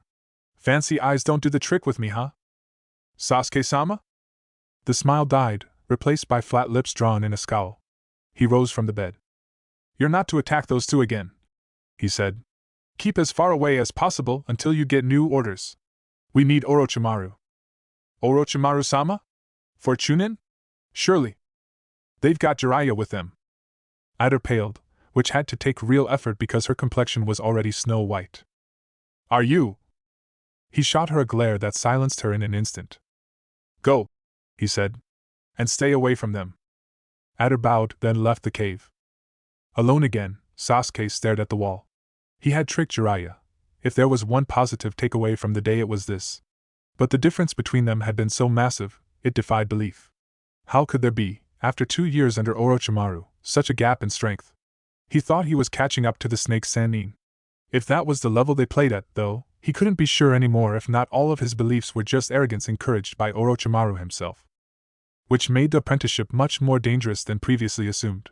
He was well aware of Orochimaru's goal and that revenge would be meaningless until carried out by himself, not hands that looked like his but were steered by the snake Sannin. The mark on his shoulder throbbed. He uttered a grunt as his shoulder blades twitched painfully. It would take weeks for the seal to restore its old powers, and months to ease away the memory of Jiraiya actually ripping out his wings. He frowned. Perhaps it was foolish to try and match a Sannin on physical terms. It would take much longer until such a chasm could be bridged, longer than 2 years in any case. But what if Orochimaru was weak? The moments before he switched bodies had to be rough. Otherwise there wouldn't be such a strict time limit. Sasuke frowned. What else could he use to his advantage? His Sharingan. A feeling of pride rushed through his body, galvanizing his thoughts.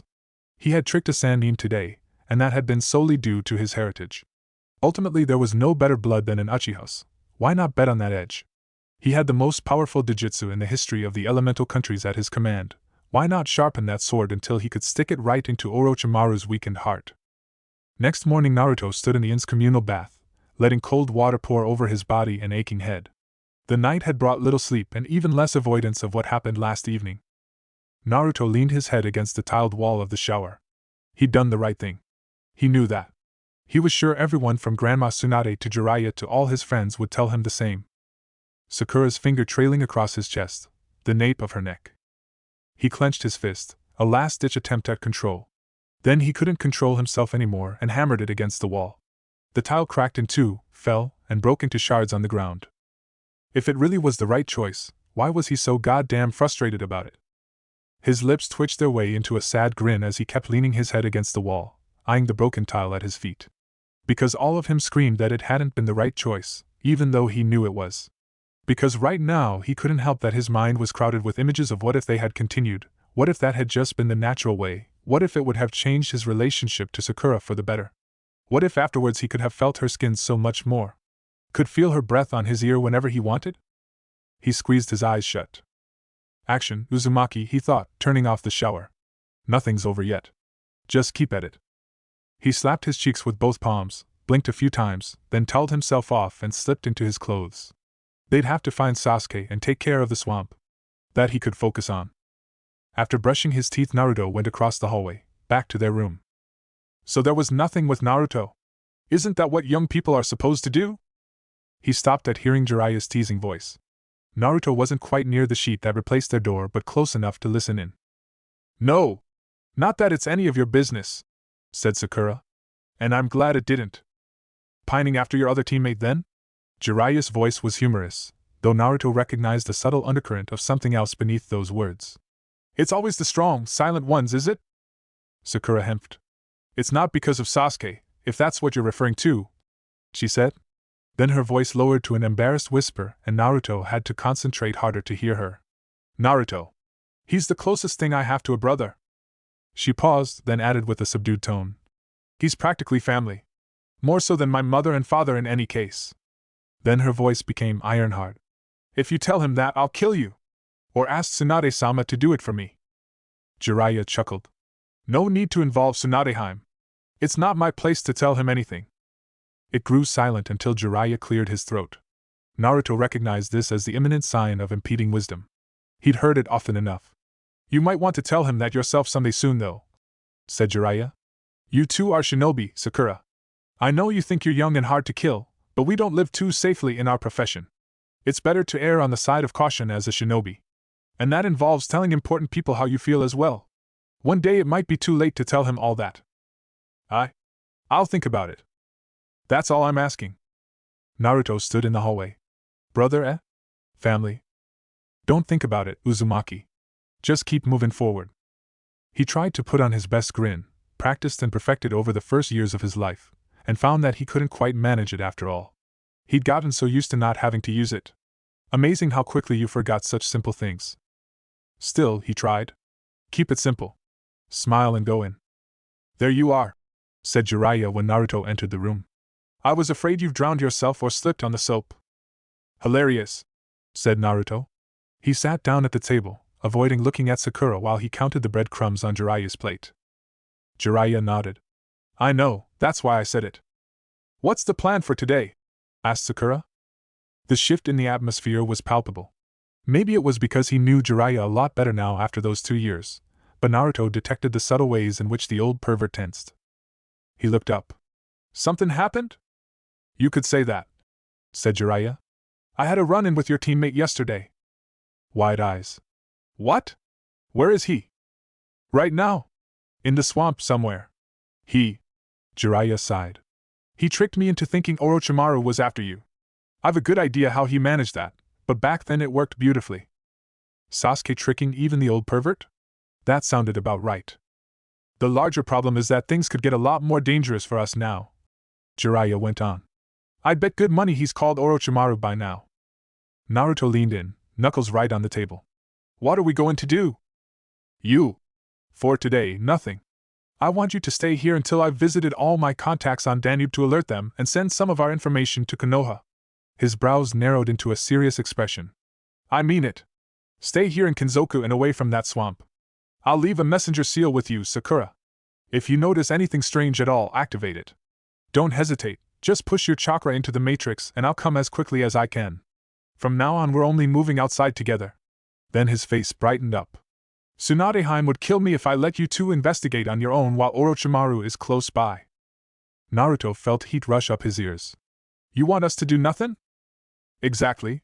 Jiraiya leaned on the table as well, and if they weren't glaring at each other, Naruto would think they were so close they'd kiss soon. I get that you're burning to go out and find Sasuke, but we need to be smart about this, Naruto.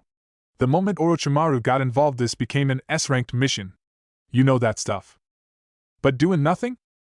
Jiraiya intensified his glare, then leaned back and sighed. Think, idiot student of mine. You've met Orochimaru before. Remember how that felt, and then tell me again to go at this half-cocked like you want to. That was, sadly enough, true. Naruto's memory was good enough to call up how the snake Sannin's malevolence had felt up close. It definitely wasn't something he could remind himself of without the hairs on his neck standing up like needles.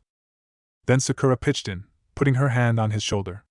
Jiraiya-sama is right, Naruto, she said, not noticing Naruto tense at the contact. Don't worry, I'm sure we can pass the time together somehow. She smiled at him. It's not like we're not used to waiting, what with Kakashi-sensei and all. Don't show anything, Uzumaki. Don't you dare show anything now. He forced the corners of his mouth upward. Right. No need to be all hot-blooded, eh? We'll get through the time somehow, won't we, Sakura? She nodded, satisfied. Precisely. Jiraiya looked concerned, but then shrugged his shoulders. Good. You know what to do when trouble's calling, Sakura. I'll get going now. If it goes well, I'm back before sunset. And tomorrow we can start going after the origin of the swamp. Jiraiya fastened the giant scroll to his back and left the room. And as Sakura began thinking out loud about ways to pass the time, Naruto felt his insides clench. No matter how hard he tried, his grin just wouldn't stay up. It took Naruto half an hour with Sakura until he couldn't stomach it anymore. He waited for a moment when she wasn't looking, then left a clone with her and ran. Where to? Irrelevant. Away was the keyword.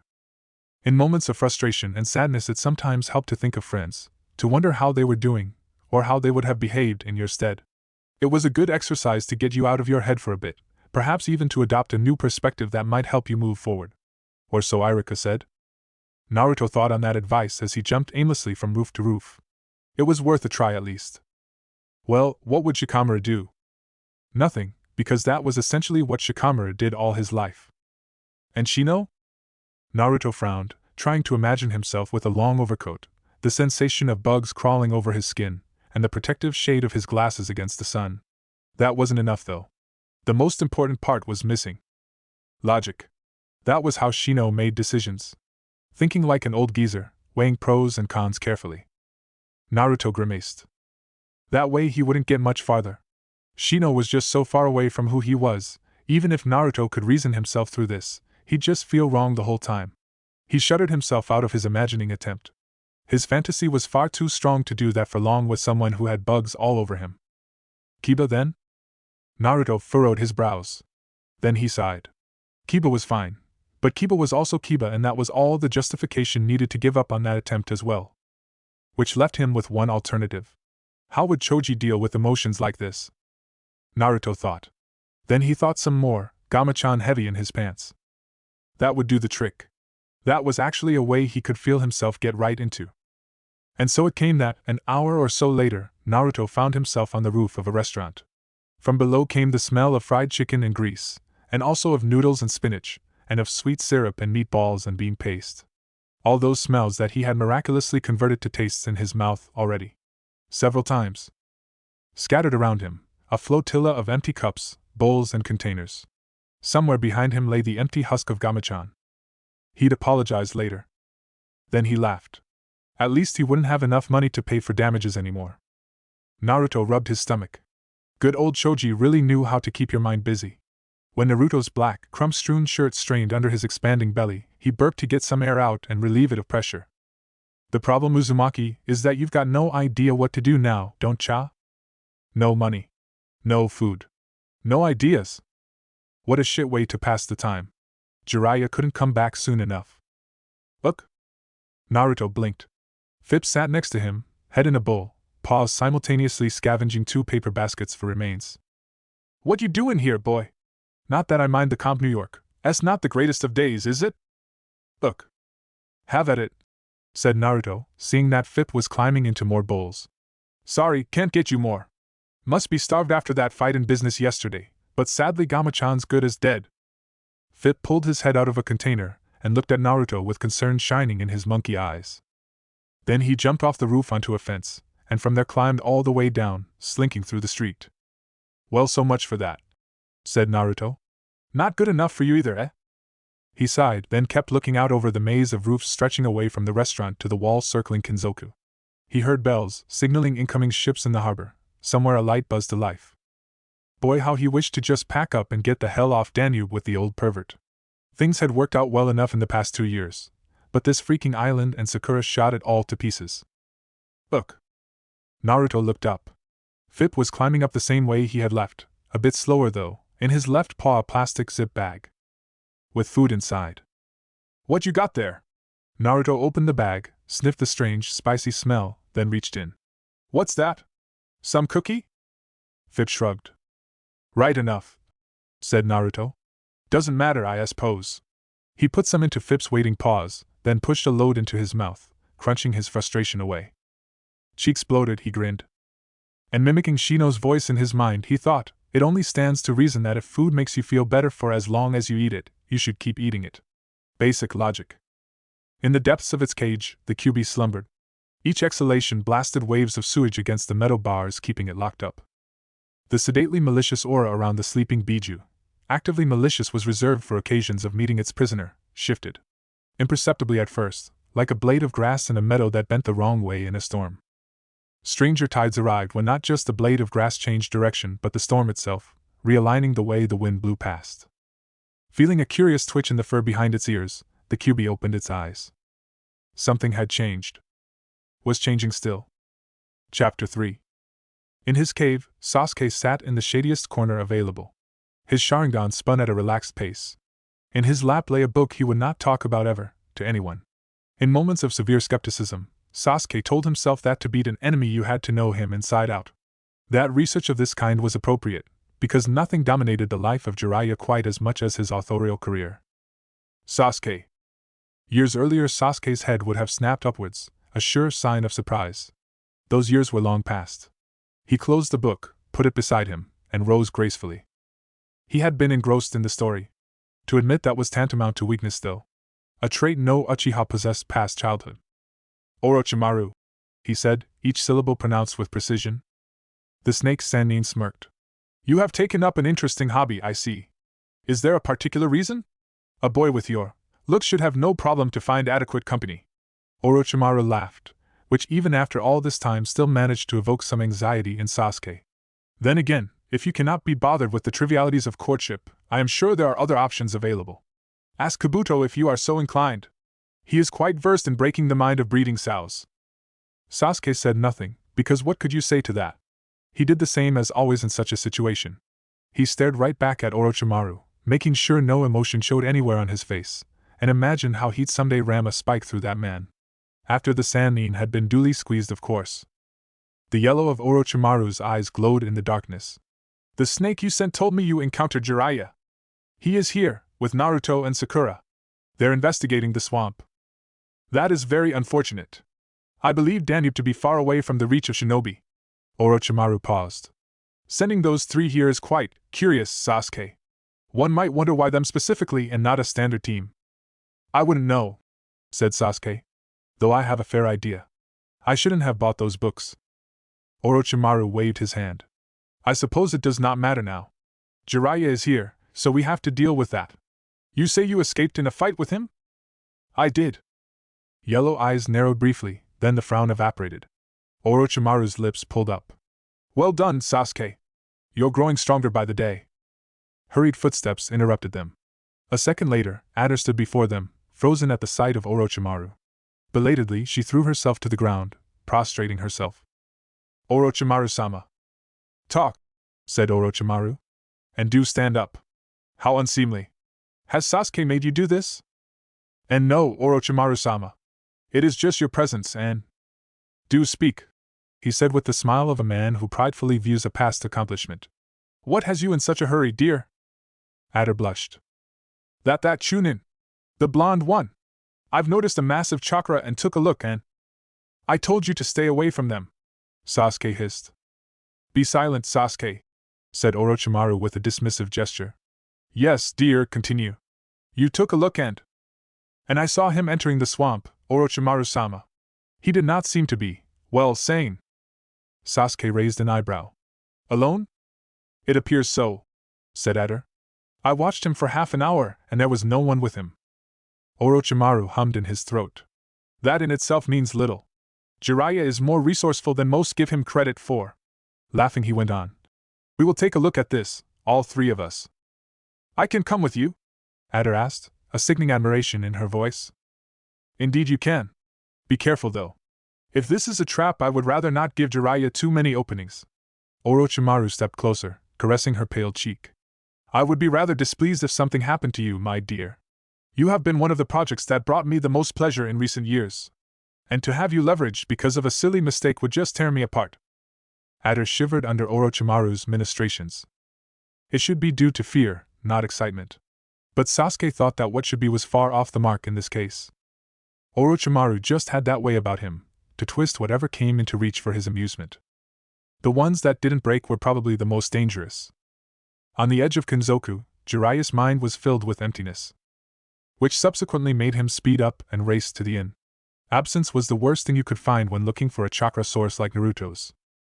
Taking several roofs at a time, he entered the inn through the hole in the wall. Sakura sat at the table, a piece of green fabric in front of her.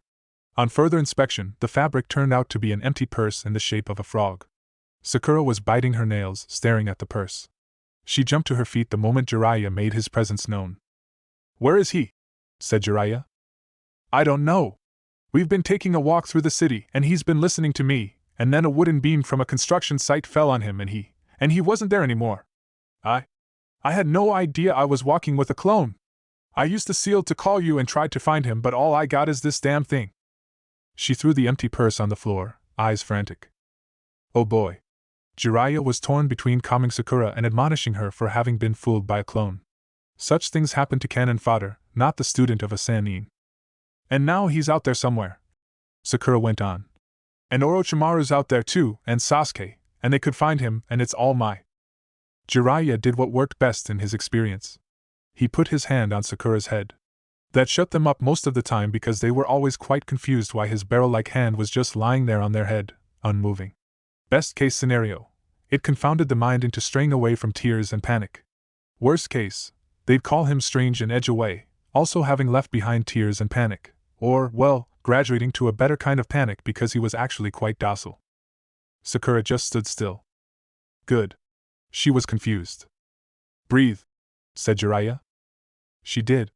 A moment later her heaving chest became more peaceful. No, said Jiraiya. We need to find Naruto. Have you tried sensing him?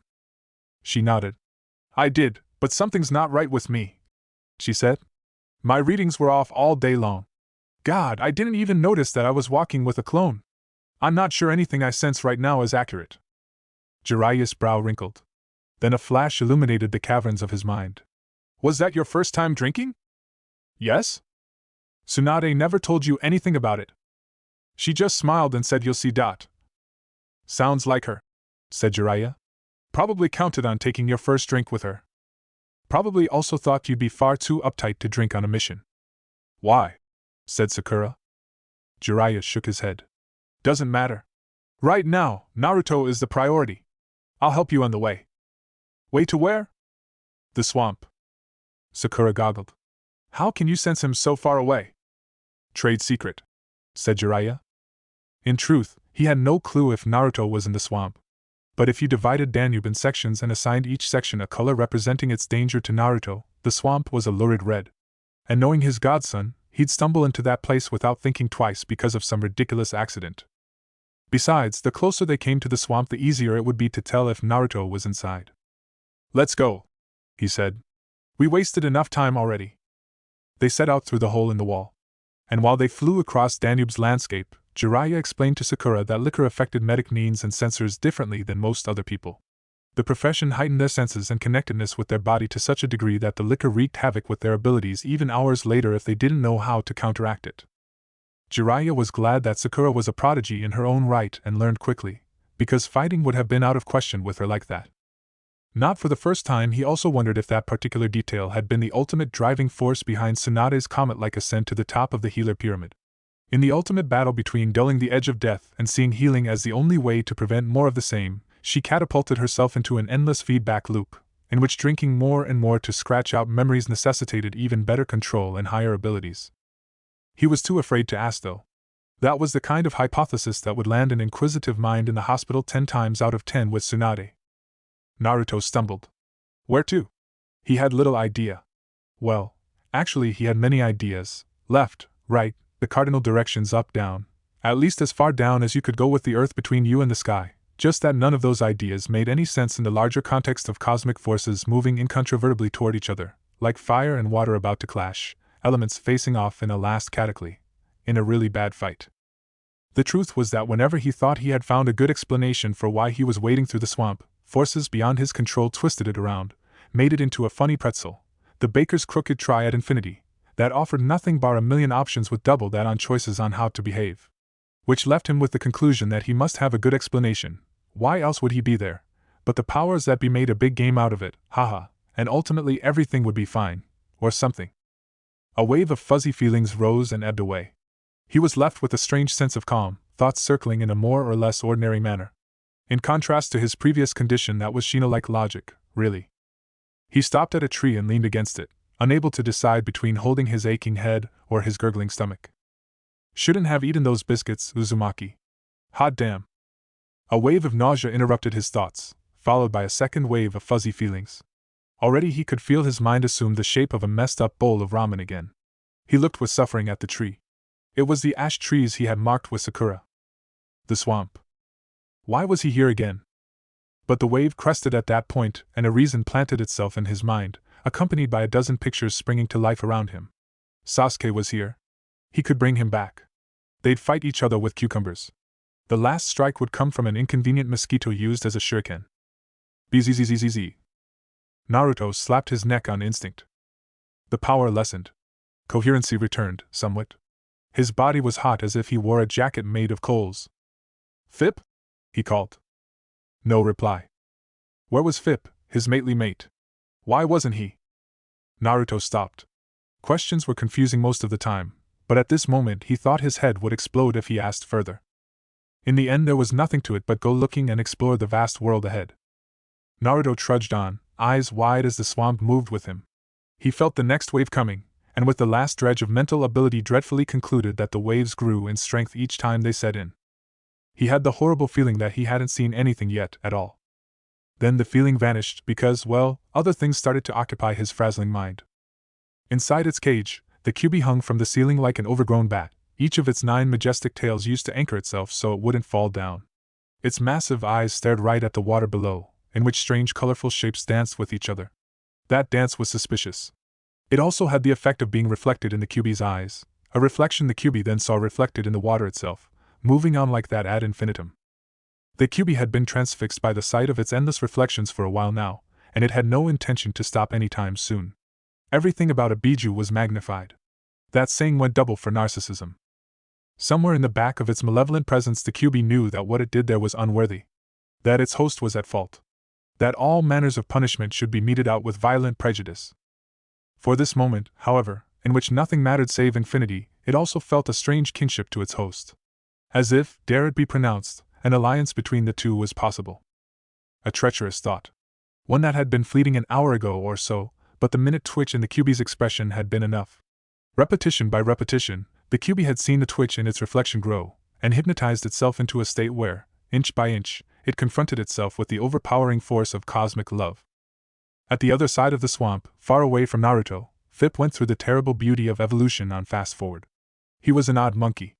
Always had been. Still, even for an odd monkey he was among the strangest creatures in this swamp, and that included the bear-sized beavers one river away. This was because Fip had learned not only to remember and think abstract thoughts, but inside the swamp he now also started mumbling to himself. Sake, Fip muttered. One of the words he'd heard often enough by now. His tail twitched. He froze.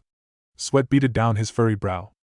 On some level he knew he shouldn't have eaten those things in the bag. If his mind had felt strange before, with all those new ideas and concepts, then it now felt straight abnormal.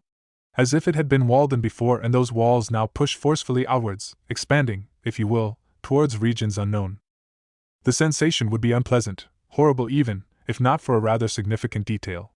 His development gave him the ability to plan for the future, something he had not considered before, always running on instinct after the next banana. Now, the power of contemplation at his command, he could strategize his way into a better future. King of monkeys. More female monkeys than you could ever dream of. The pink-haired one was exotic and taken, but forget her, nice as she was. The swamp, nay the whole world now gave him the opportunity to find as many female monkeys as he could, and to woo all of them.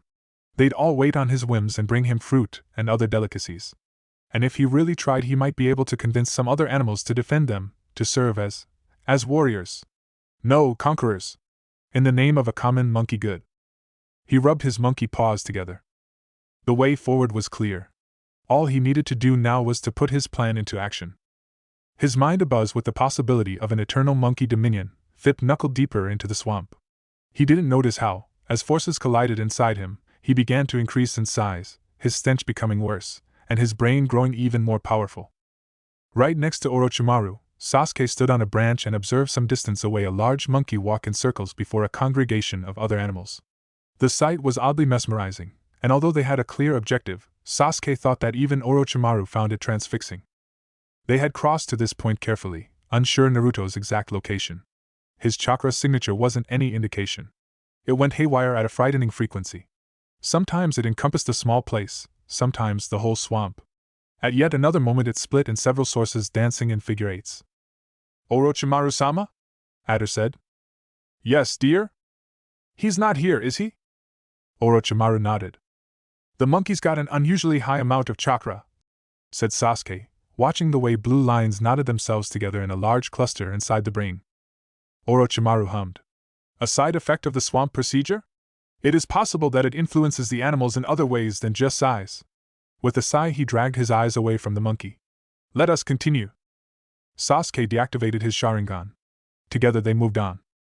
Even in his pretzel-minded state, the sight before him struck Naruto as severely disturbing.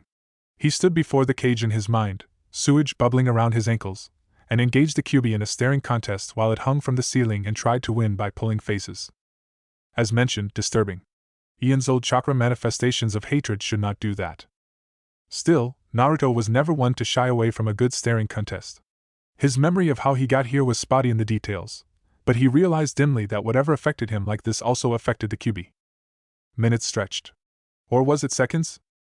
Then the Kyuubi pushed out its lips, blowing him a saliva-soaked kiss with a row of sharp teeth blinking up shortly. Naruto looked away. You couldn't win against that.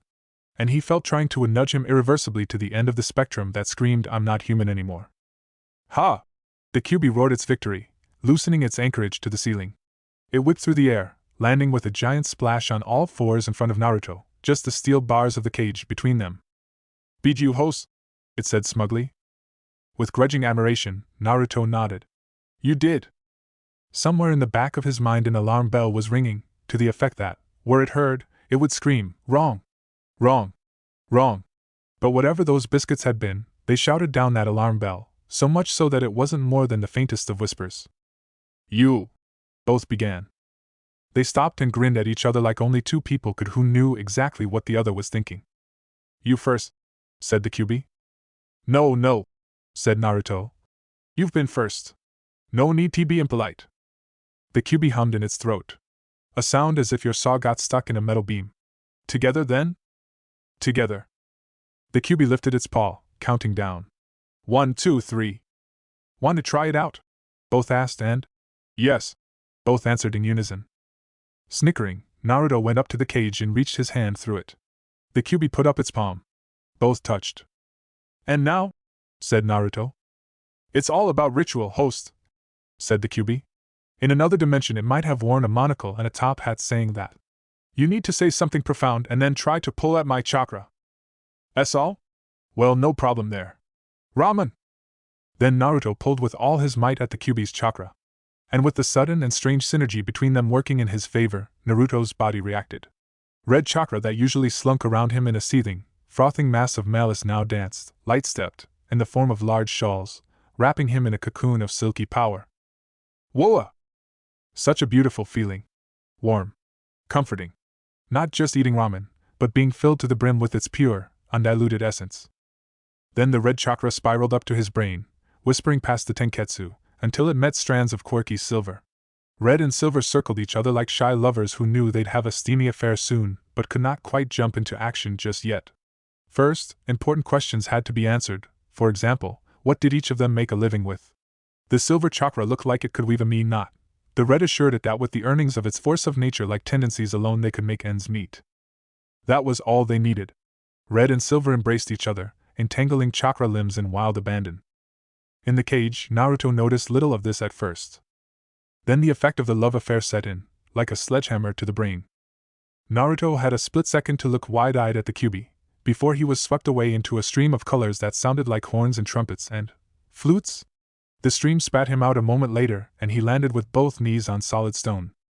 Wincing from the impact, he looked up and found himself in a large hall. On a pillow in front of him sat Fip, wearing the hat and robe of the Hokage, smoking pipe. To the left and right of Fip were two giant doors, both made of ivory. Naruto climbed to his feet. "And where've you been?" Fip puffed on the pipe and motioned to each door once. "Want me to take a look, eh?" "No trouble, no trouble. It's some crazy stuff though, even making you wear robes. Fetchin' though. I'm not sure any monkey could say no to that." Fip didn't answer, so Naruto rambled on. "I've had the weirdest stuff with the fox just then, you wouldn't believe it. It's just crazy." He put his palm against the door. "What's in here then?" He prepared himself for some effort to shove it open, and then fell inside as it opened by itself. The scenery shifted. He was. What the hell? He looked from behind a bush on a scene that made his whole body ache. Sakura lying on him, hands wandering, his nose full of her scent, feeling, even at his hiding spot, the full brunt of what he could have. Another shift. He stood in the hallway, hearing Sakura say, "He's the closest thing to a brother I have." His pulse raced. Everything inside him screamed to get away from this memory. It was too vivid, too fresh, bringing up all the what could have beens he tried to shut out. The scene kicked him out, and he landed back in front of Fip. Naruto glared at him. "What's the damn point of showing me this?" Fip shrugged, then motioned toward the left door. "Forget it," said Naruto. "I'm not getting anywhere close to that thing. I'm going to find an exit." Turning away from Fip, he came face to face with images of the scene he had just left. Sakura all over him, her hair tickling his cheek, and him jumping away in. He turned back. Fip was silent. Heat shooting up his face, Naruto stalked up to him and reached for the collar of the robe to lift him up. His hand went right through it. "What the?" Fip motioned once more to the left door. Naruto still balked at this, but the second he thought about just not turning and staying there, images of Sakura appeared everywhere. He squeezed his eyes shut, but there she was, too, and no matter where he turned, everywhere he saw the decision he made. He opened his eyes. "Having fun at least?" With renewed urgency, Fip motioned toward the left door, and resignation spreading, Naruto pushed it open. The bottom fell away under his feet. He hurled through a dark space, a new scene slowly constructing itself around him. Then he landed in the garden once more, behind the bush, just that it was so thick he couldn't see through it, and perhaps that was for the better. Suddenly he heard sounds, moans, grunts, panting. Was he? Were they? He clawed his way through the bush, thorns slicing red lines into his arms. Yet when he arrived at the other side, he wasn't in the garden anymore.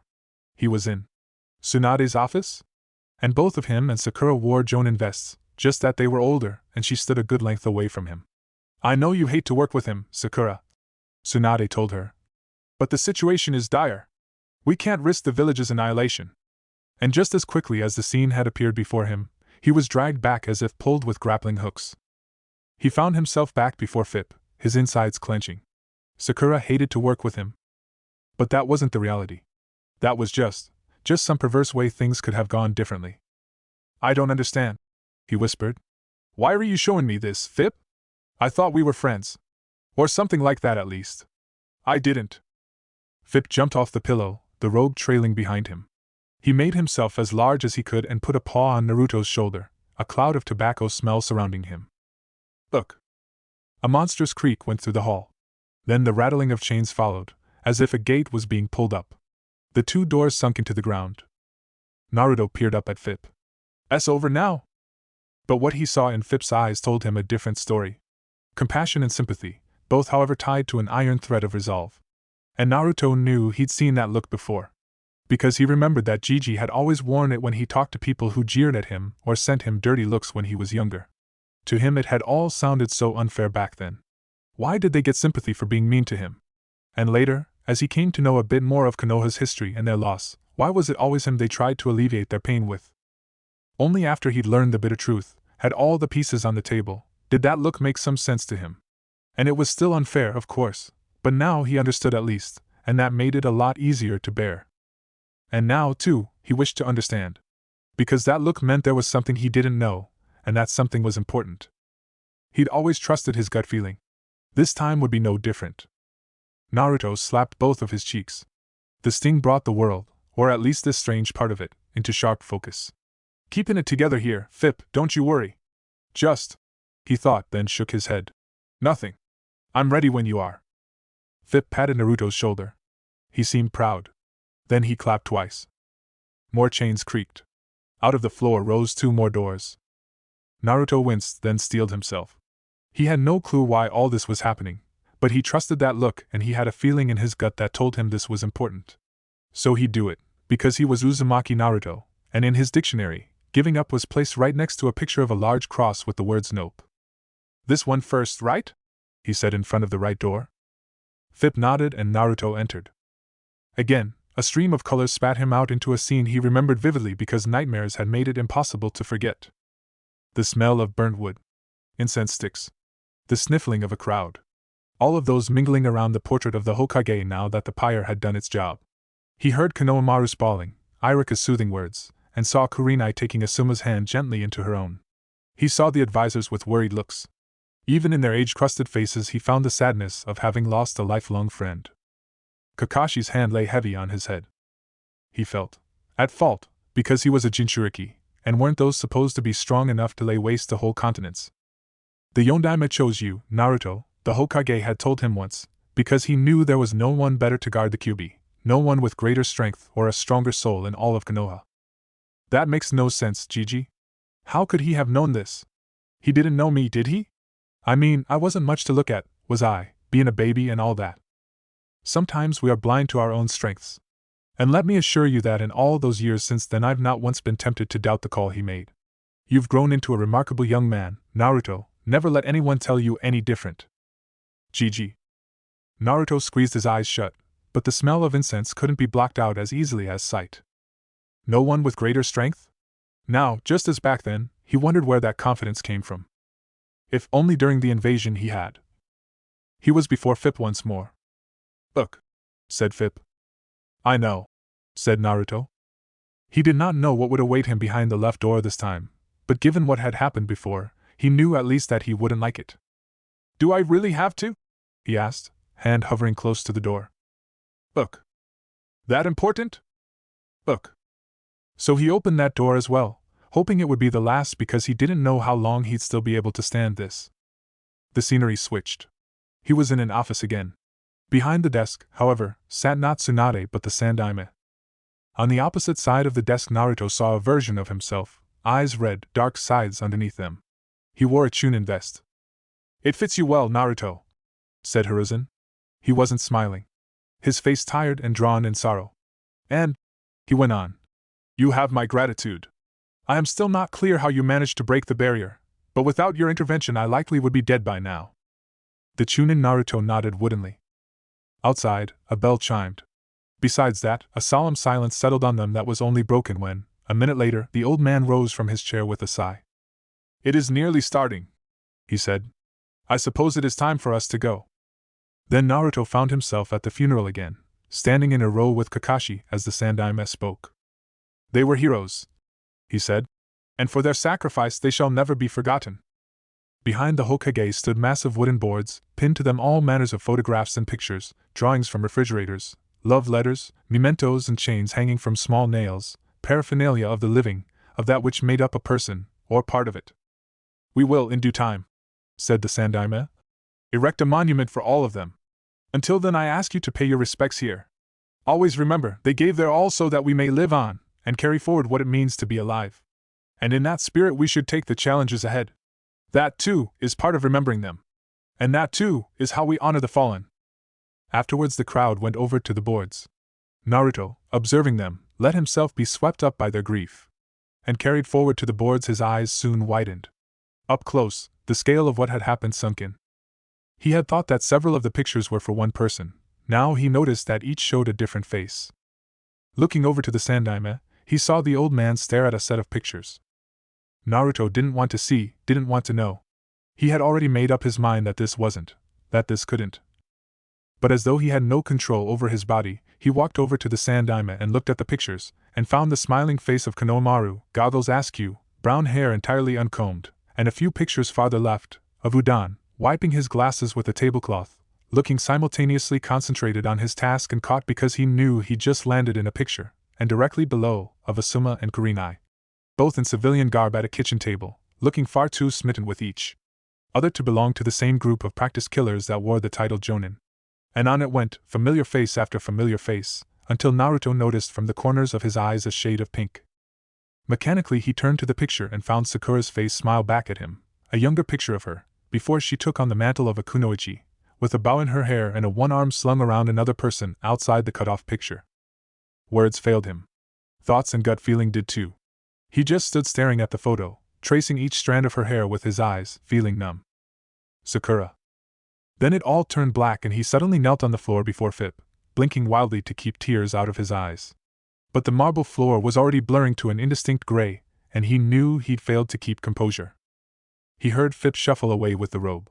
A door closed behind him, then he was left alone as the two gates sunk back into the ground under the death rattle of a million chains. Dead? All dead? How could he have let that happen? In any reality? He smashed his fist against the floor. Again and again until it hurt. That was the real problem, wasn't it? He knew how it had happened. In both cases. He'd acted differently.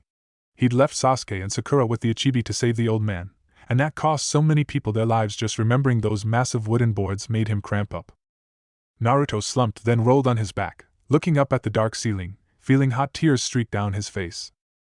And it set in, slowly, that if those were the alternatives to how he'd acted in reality, then he'd never want to go that route. Then, no matter how much it hurt, he'd always take the same steps. It was so unfair he wanted to scream. But ultimately he was as human, was as vulnerable and unable to do everything at once as everyone else, despite the biju in his gut. Perhaps it wasn't the problem so much that the villagers considered him something other than human, but that secretly he too had started to see himself as something different. And the truth, impersonal, cold, had stared back at him from 1,000 happy faces on that wooden board. He couldn't ever predict what would happen. Naruto wished there was a way to tell, but he had no idea of the future. All he could do was to take every moment as it came, and decide what was best, and hope that the decisions he made were the right ones. He could become stronger and faster, and try to save as many people as possible. But in the end, he wouldn't always be able to save everyone, and that. His thoughts screeched to a halt. He narrowed his eyes at the ceiling. That was such a defeatist attitude, no Uzumaki in any dimension of reality would ever entertain it for longer than a few seconds. Impossible had always been a word that tasted sour to him. Without hesitation, Naruto jumped to his feet. This, whatever this was, had never been about showing him his limitations. What kind of silly stuff would that have been? Limitations were for people who believed in them. No, he thought, as two gates rattled their way up a third time, this was about regret, and how he'd kick its dainty ass. How had the alternate reality Hokage phrased it? They gave their all so that we may live on, and carry forward what it means to be alive. And in that spirit we should take the challenges ahead. That, too, is part of remembering them. And that, too, is how we honor the fallen. Such a Gigi thing to say. And for the first time in 2 years Naruto felt his lips twitch their way into a smile as he remembered the old man. The Sandaime had made it his mission to be a protector for as long as he'd been among the living.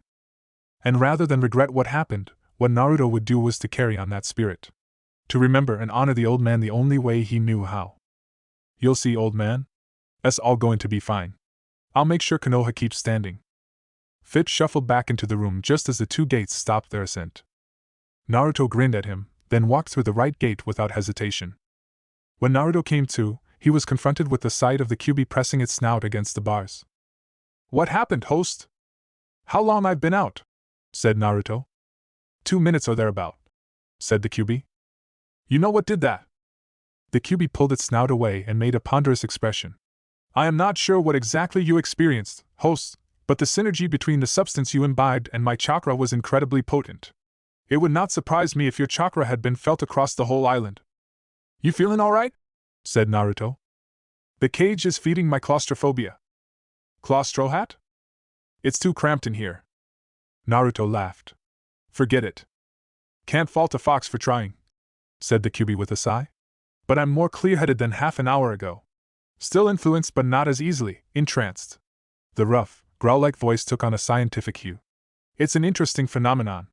I think the synergy, aside from knocking you out, exhausted a lot of the substance's energy. I suppose there's still a few waves coming, but it's way past its peak now. So we're good?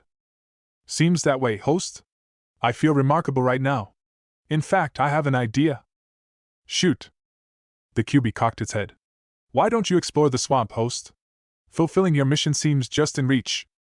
Capital idea. Let's do that. Silence in which both stared at each other. Then Naruto said, Though I'm not sure how to leave here. Well, how did you get in? Asked the Kyuubi. Not sure. Just kind of happened. With some experimenting behind him, Naruto returned to the outside world, noticing first of all the slimy feeling all over his face, which was owed to the fact that he lay face first in muck. He climbed to his feet with an embarrassed laugh. The trees and bushes still waved back at him, but not as strongly as before. The Kyuubi was right. He'd become more clear-headed too. Well then, he thought, let's see if we can't find that swamp maker. Laughter held him back. Not because he was so embarrassed that laughter would freeze him to the spot. The academy had been a marvelous training tool in that regard, but because the laughter had that certain quality about it that catapulted you right across the state of being nervous towards actual fear. Naruto turned. Standing a few feet away were Orochimaru, Sasuke, and the Kunoichi. I am surprised to actually find you here alone, Naruto-kun, said Orochimaru. I expected one of Jiraiya's traps, but if it is, it turns out to be remarkably ineffective. Naruto ignored him. His eyes were fixed on Sasuke. Sasuke. Sasuke grunted. Naruto. Orochimaru-sama, Adder said. If Jiraiya really is not here right now, we should apprehend the Jinchuriki. It should pose no problem for the three of us. I am sure he will yield interesting results in some of your more exotic tests. True enough, my dear. Jiraiya is on his way, I suppose, but then, I doubt this will take long. Oh, Kyuubi, thought Naruto, this isn't looking too good, is it? You can say that again, host. Go full tilt and try to get away, I'll help you. Is this another one of those can't fault a fox for trying moments? You've got a better idea? Not really, thought Naruto. Then stop complaining. We can still synergize well enough. Meaning? Let's blast them to bits and get the hell away from here. Done. Again there was a dance of red and silver inside him, just that this time the blue chakra was not content to remain an observer. The really passionate affairs were always those involving three people willing to go at it. Feeling his expression grow feral, Naruto grinned at the group. Come and get me then, Sasuke-chan. I'll not make it easy for you. Then the galvanizing feeling inside him broke free. Red chakra surged through his tenketsu, blasting them open with force.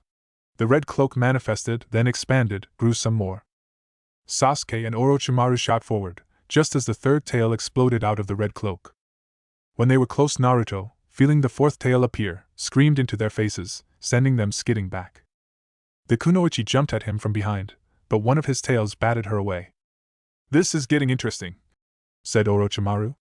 "But sadly I have no time for games right now." Orochimaru smiled, then vanished. In this state Naruto could track him with his eyes, however, and noticed him form a seal sequence that he remembered distantly from the Forest of Death. "Quick, the fifth!" "I won't be able to hold it," thought Naruto, frantically keeping his primal instincts at bay. "It's hard enough already." "It'll work. Trust me." Orochimaru appeared close to Naruto, each finger glowing a lurid purple. All 5 of them on collision course with his stomach. Gut. Decision. No regrets. "Oh shit," thought Naruto. "Let's go. Hit me." "Will do." Under a shockwave that threw Orochimaru right back into Sasuke, the fifth tail shot out of the cloak. It swayed behind Naruto, who felt as if his brain was liquefying from the animalistic, red pressure on it. Then the silver color in his mind went to work, weaving and forming, expanding his mind to the shape of a pretzel, the left circle holding his primal instincts, the right carrying forward his rationality and humanity.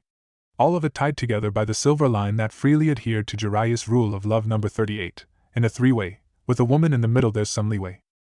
And besides that, it felt really, really satisfying when Naruto leapt forward, propelled by the power of 5 tails, and smashed his fist right into Orochimaru's pasty face with enough force to send the Sannin bouncing across the muddy floor. Swamps weren't made for Biju.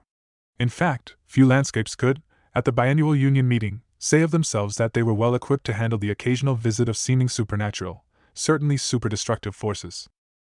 Naruto wasn't a full Biju. That might have reassured the swamp on an abstract basis, had Naruto not been inside it at that very moment. In truth, though, whether he was a full Biju or not made no difference. It was all just a matter of degree. Had Naruto sported 9 tails, the swamp would have had no time to right its will before being consigned to oblivion.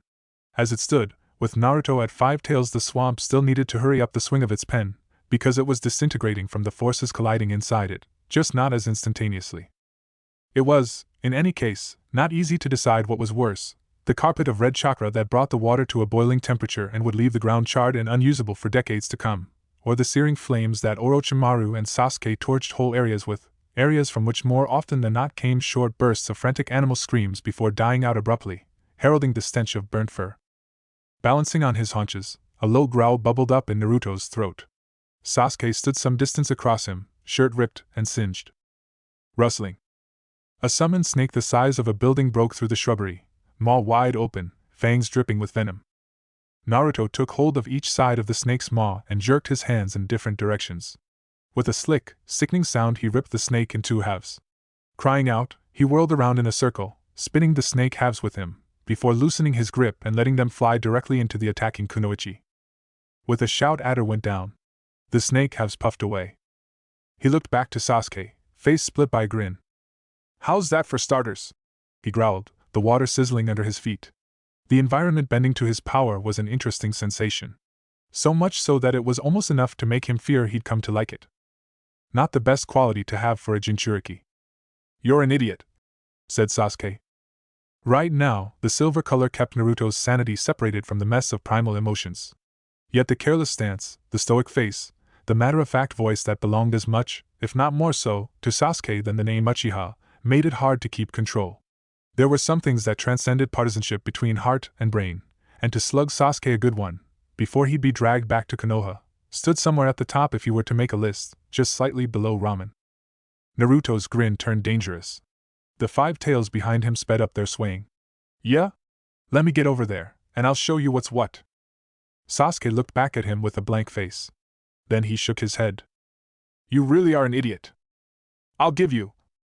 Midward, Orochimaru landed in front of him, purple-fingered like a demented child that had painted with blueberries instead of eating them. And Naruto had a second to realize that yes, he really sucked at situational awareness, before his stomach exploded in a world of pain. Sasuke felt conflicted.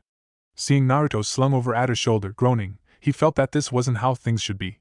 His mission had always been to murder Itachi in several creative ways, some of which included the process of learning methods to bring him back to life so the procedure could be started all over again. Cruelty towards his former classmates, even if only by association, had never factored into this train of thought when they weren't actively hindering him. Orochimaru bringing Naruto to his hideout and experimenting on him kicked the concept of his old teammates suffering from a theoretical perspective into an actual situation. Sasuke was not surprised to find his stomach flutter at that thought. He found Naruto annoying. He found him to be a well-meaning menace to society in a clownish outfit, who was absurd precisely because his annoying quality was well-intended. He found Naruto to be a fool, at times weak, even if he had his moments, and so close to brain-dead as to practically make no difference if you were to call him a mental vegetable. Sasuke also thought that Naruto was persistent and that, if you squinted hard enough, you could find something in his whole bearing that had the ability to stupefy you out of whatever manic spiral you'd found yourself in. Their ridiculous time together as Team 7 bore this point out quite clearly, no matter how much a part of him tried to rebel against it. The point was, given all he thought about Naruto, he did not want him on one of Orochimaru's slabs for experimental purposes.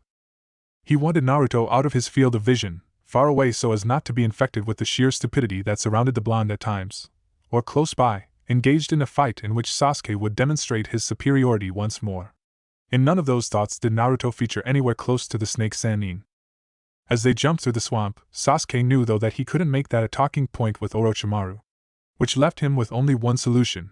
Into his upcoming plans he somehow had to integrate some sort of prison break for Naruto, without Orochimaru finding out of course.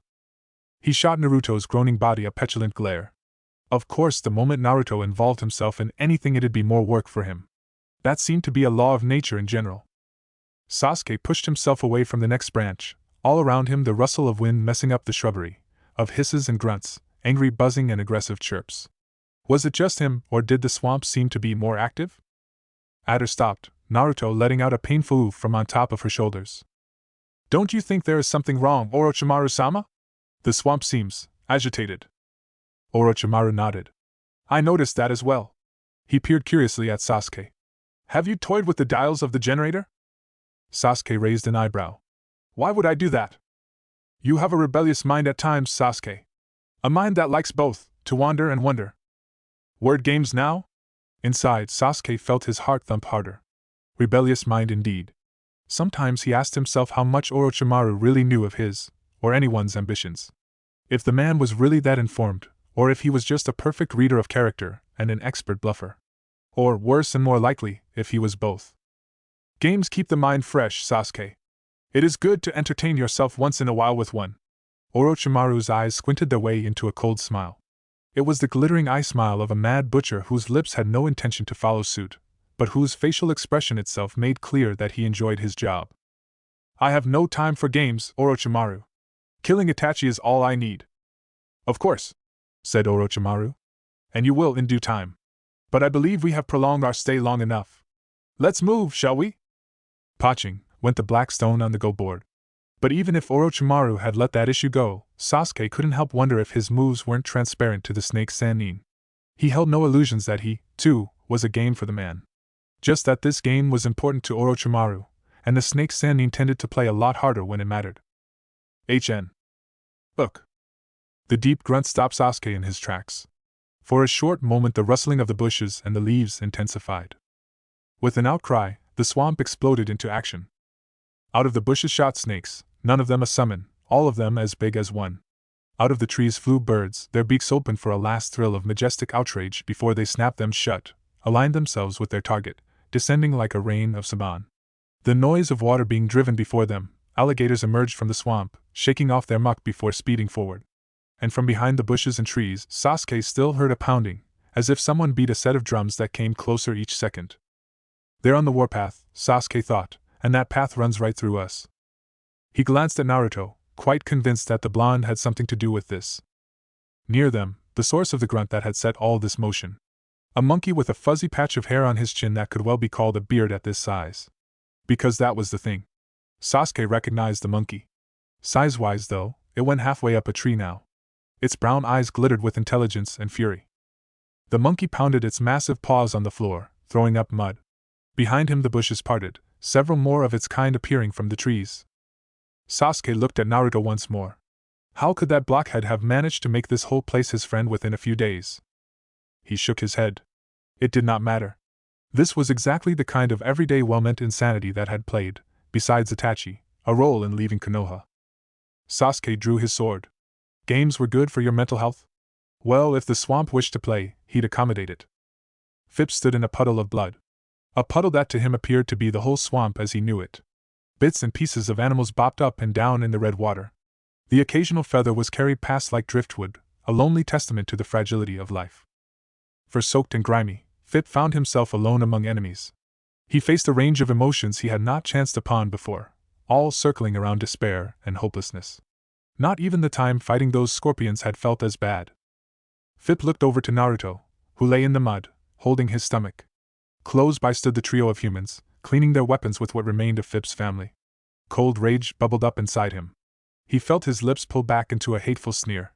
Suddenly there was too much energy in his arms, too much potential for destruction that needed release. He slammed them on the ground. Muck splayed about, spattering on his face. Again and again, stepping on the same place all the while, each breath carrying the wish for violence.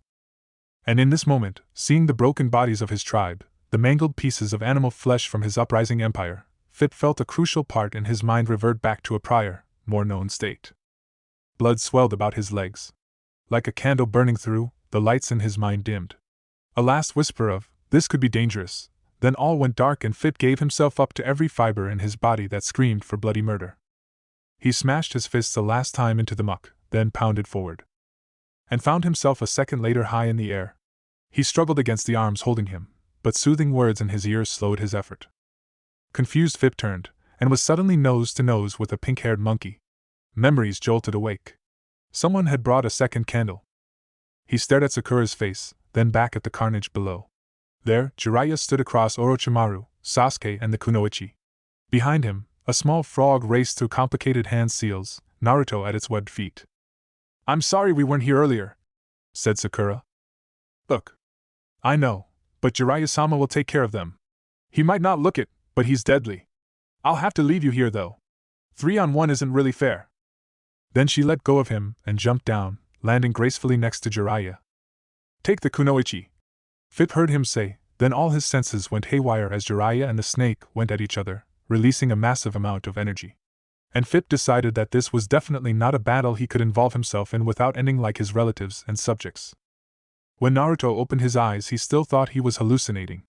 A small, super decrepit toad sat on his thighs and rubbed his belly. The toad had a goatee and murmured words as it kept moving its webbed hands up and down his stomach. "What? No time to chat, young man. I'm in a hurry. Ma made dinner, can't let her wait too long," the toad told him. "Jellyworm stew. I say, most delicious dinner anywhere." He gave Naruto's stomach a good slap.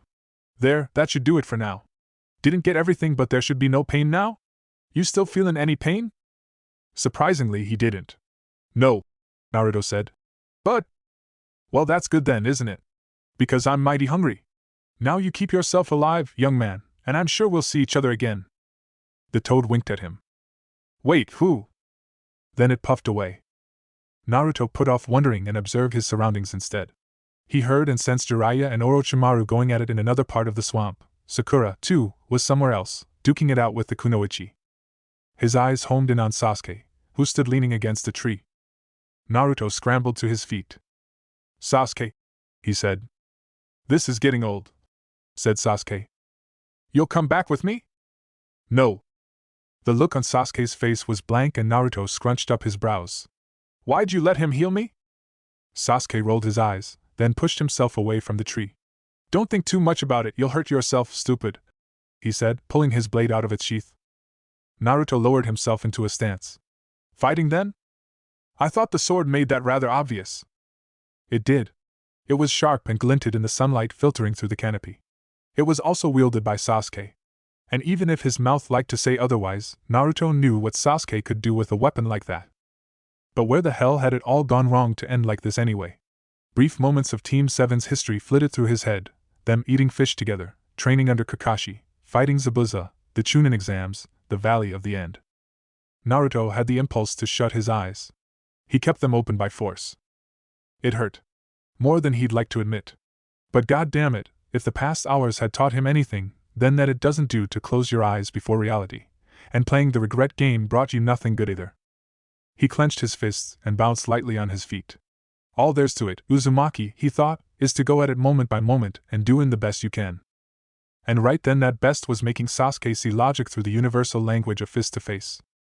So, in the name of people everywhere in the world who'd like nothing more than to give a smug face a good pounding, Naruto dashed forward, jumped up, both fists intertwined and ready to bring the pain on his descent.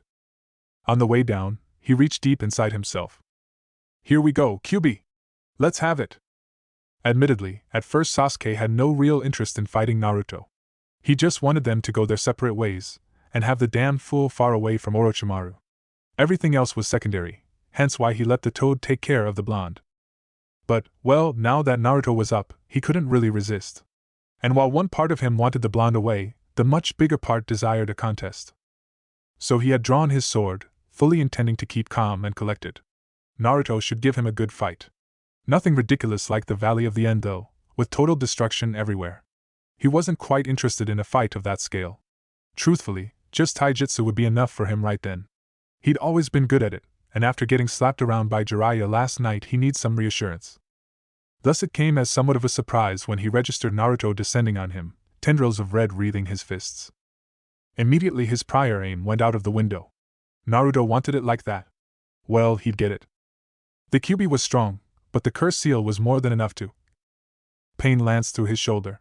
Sasuke stayed as pale as he'd always been, no protective wings growing from his back. Right. He had forgotten about that. Inside, Sasuke braced himself for a world of hurt as Naruto's fists closed in. Only for Naruto to gargle a scream of pain himself, and then sail past him, tumbling to the ground.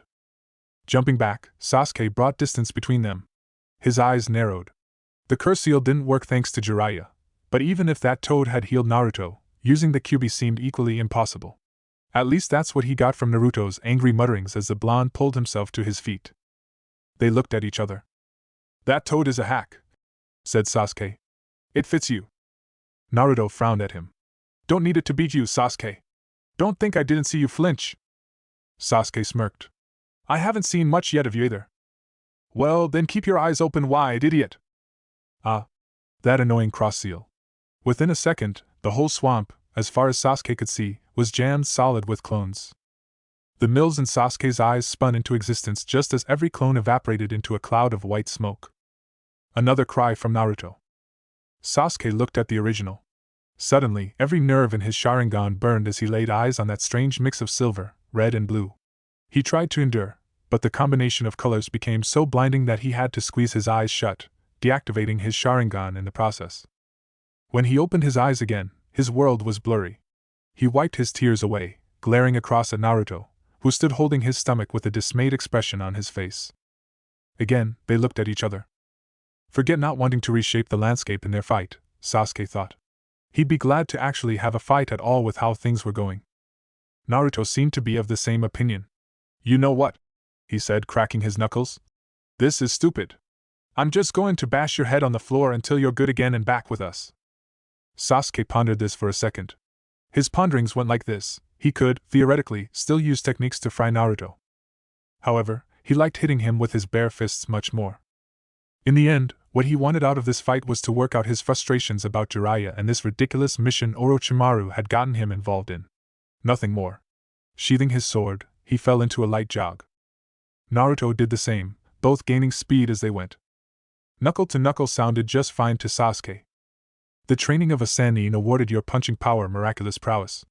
Nowhere did that become clearer than with Sakura, Naruto knew. However, while Tsunade represented the ultimate authority when it came to braining people, Jiraiya and Orochimaru were no slouches either. Personally, he thought the old pervert had done a bang-up job on teaching him how to deliver juicy knuckle sandwiches while trying to dodge the other side doing the same. Too bad, then, that Jiraiya's and Orochimaru's rivalry extended to their students as well in that regard. Ducking under a wide hook, arms swinging around like noodles, Naruto noticed Sasuke's knee too late. It smashed into his stomach, propping him up like a good pillow before he arced away from Sasuke. The sky was green with trees. With a loud splash, Naruto landed on his back. Laboriously he rose up, feeling the swamp fuse with him, all the yucky things on offer all over his body. He shivered as mud trailed down his hair, onto his neck, moving along his spine. Screw you, Sasuke, he said. Sasuke glared at him from a swollen eye, the rest of his face a mash of bruises, cuts, and rainbow colors. His left arm hung limply at his side. There was a slight bend to his knee. Naruto liked to remember the punches that did this as his crowning achievements of the day. Sadly, he had no monopoly on those, because in his neck of the woods, both arms hung like wet towels down his sides. Not the best state to slug it out with. The left arm was especially painful because he tripped and had landed right into Sasuke's bone-breaking hold. A bad place to be in, even if only temporarily. He panted heavily, exhausted from the day and nearing the limit of what he could do without the Kyuubi and chakra. Why were they fighting again? Right, because Sasuke was a blockhead bastard. Little white spots danced before Naruto's eyes as he trudged towards Sasuke. Earlier they'd been all kinds of acrobatic. Now the sad reality set in, and he felt as if he was pushing a walker down Elder Street in Konoha. Just without falling down or tripping this time. That was important. He'd been just so damn overexcited when they started. They met halfway, two spent chunin that one day surely would have the potential to eviscerate whole continents. Naruto leaned in, waiting for a good opportunity. Sasuke feinted to the left, at a speed that made you wonder whether he actually was the one who had signed with Tsunade's slugs. This was just stupid. Naruto threw caution to the wind and let loose a kick right to Sasuke's face. He felt himself connect, then knuckles drilled into his ribs and Naruto let out a loud oof as he staggered away and fell on his back. Ugh. He didn't have the strength to get up again, even if he really wanted to, because the swamp was about to make love to him right then, with all the appropriate slick noises. Whatever that goatee toad had done, the Kyuubi wasn't doing anything much either. You suck, said Naruto, turning his head to at least direct a reproachful stare at Sasuke. Sasuke lay a few feet away, his chest going up and down like bellows. Shut up, idiot. Silence. Then, between breaths, Naruto said, I don't get it, Sasuke. I'm not surprised. Then tell me? Sasuke narrowed his eyes. No. About Itachi, I get that. But why'd you have to leave? Why'd you have to fight us because of that? You want us dead too? All I want is Itachi's head. It's never been about you two. Naruto encountered that answer with the skepticism of someone who'd just been pounded into the mud. Bang up job you did, of showing that to us. What did you expect? Said Sasuke. He is watching and you bungle through the swamp like the moron you are. Naruto had the decency to feel heat rise to his cheeks. That's difficult. I had other problems. I noticed, said Sasuke, staring at the canopy. So stupid. Say that again, I dare ya. I said you're an idiot. Naruto weakly lifted his fist. Yeah? Well, you're a selfish idiot. Silence. Again. Well, not entirely. The earth-shattering echoes of their teachers going at it were hard to miss. The occasional tremble he attributed to Sakura, though. He made intimate observations of her technique after all. This was strangely nice and peaceful, though. Familiar, in a word. For a second Naruto grinned at the branches above, then he resumed glaring at Sasuke. The moment I can move again, I'll kick your ass back to Konoha. Sasuke snorted. That won't happen. I think the fights are winding down. The chakra saturation's getting lower. Just you wait and see. I don't care about their fights. I'll find you again if I need to, and then I'll kick your ass. Don't. What? Don't find me again. Why shouldn't I? You belong to Konoha. Shitty as you are. Sasuke groaned. You're so damn thick, idiot. He moved, then winced. Probably why hitting your head hurts so much. Then tell me why I shouldn't find you. Naruto gestured at himself, and the vague direction of Sakura's fight. Why is this not enough for you to come back? Why? Because Itachi is everything I can think of, said Sasuke. I can't allow myself to be distracted. This, whatever this is, has to come after that. We could help you, Sakura and me and Kakashi. Slam and Itachi together, all of Team 7. No! The shout startled Naruto. If Sasuke hadn't killed all the birds, some of them would have fled their trees, cawing nervously and spreading in different directions. Much quieter, Sasuke went on. No. Itachi's my duty. Mine alone. You stay away from him. That's no good, Sasuke. We could. I won't say this again, idiot. Don't come searching for me. Once I'm done with Itachi, I'll be free to do whatever I want. That's so? We're supposed to do nothing? Yes. Orochimaru wants your body, said Naruto. It's like one of those demon possession stories. The creepy ones. They're all creepy, said Sasuke. Then he shrugged as much as he could in the mud. Let him try. Naruto stared at him. What? Said Sasuke. Did you think I'd just give my body to him so he can kill Itachi with it? That's so stupid, of course it comes from you. Say that again, see what'll happen. I'll let you taste a nice swamp sandwich if you do. To demonstrate that his threat was not idle, Naruto threw a handful of muck at Sasuke. The projectile fell short halfway to him and landed with a wet noise on the ground. Naruto let his hand fall down, half in mental defeat, half as the consequence of having no strength. He turned over his mind for another insult to fling, when the sudden pounding of a large moving animal stopped him. A second later, Fip stormed out of the underbrush, hauling his massive body right at Sasuke. Stop! Naruto shouted as Fip was about to let his fist taste some Uchiha. Or was it the other way around? Look. Definitely not a friendly sound. What's he done to you? Naruto asked. Fip pointed at feathers and animal parts all around them, then at Sasuke. You're really a bastard, Sasuke, you know that? They attacked me, said Sasuke. I wasn't about to become animal food. Fip lifted his arm higher and Naruto shook his head. Don't. Look. Naruto held up a finger. Okay, but just once, hear me? He's mine. Then, much like an anvil being thrown out of a window on the third floor, Fip's fist crashed into Sasuke's stomach. Erg! Don't complain. You earned that one, said Naruto. Sasuke groaned, his arms twitching up to hold his stomach. Shut up. And call off that damn monkey. Now, most of the time, Naruto's head was a chaotic place. Clusters of neurons founded groups that more or less all marched to their own tunes, their ambitions vastly differing, in most cases even contradicting, each other. However, now and then his mind achieved a wondrous kind of unity, a brief moment in the space-time continuum when all neurons fired toward the same purpose. That usually happened when he had an idea that he slapped the label Grand on. Painting the Hokage monument had been one such idea. Learning the Oroike no Jutsu another. With a devilish smile he said, I think it's just fair for Fip to get to play with you a bit more longishly. Fip played his part. He made aggressive noises and stomped around Sasuke's body. He leaned in so close to his head that Sasuke must have been able to count the different hairs on his tongue. It took about half a minute of that display before Sasuke asked, What do you want? And if it's me coming back with you, forget it. I told you. What's the matter with the swamp? That's what you want to know. Fip. All right, idiot. What do you want to know? Naruto pondered this carefully for about the quarter of a second. That's not good for the island, the animals and all that. How do we get rid of it? Sasuke shrugged. There's a place several miles from here. Center of the swamp. There's a door to an underground hideout with a generator dispersing chakra. Not sure if that gets rid of the swamp, but it'll stop things growing like crazy. You heard that, Fip? Said Naruto. Fip nodded. Wanna take care of it? Look. That's all yours. Probably what made you like that anyway. Plus, the cookies, I guess. Cookies? Asked Sasuke. Weird stuff. Doesn't matter, said Naruto. They watched Fip leave. Silence encroached. Naruto wondered what he could say now. Sasuke wouldn't come home on his own, and Naruto had no strength to persuade him with his fists. They were at a conversational impasse, those awkward moments that stretched forever. You were always waiting for something to interrupt them, to bring relief from saying nothing. A buzzing mosquito would be good enough of a topic. Sasuke had likely killed all of those though. You could write now and then, Naruto said eventually. Are you serious? That's just to let us know the snake hasn't gotten you yet.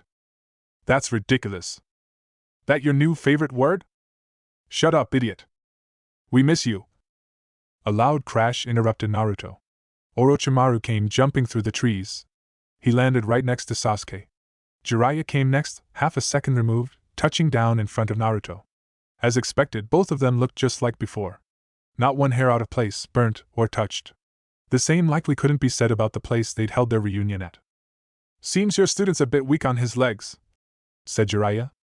It appears the same holds true for yours, said Orochimaru. Sasuke and Naruto could only stare at each other through the space between the legs of these great men. Yours is clearly more demolished, Oro-chan.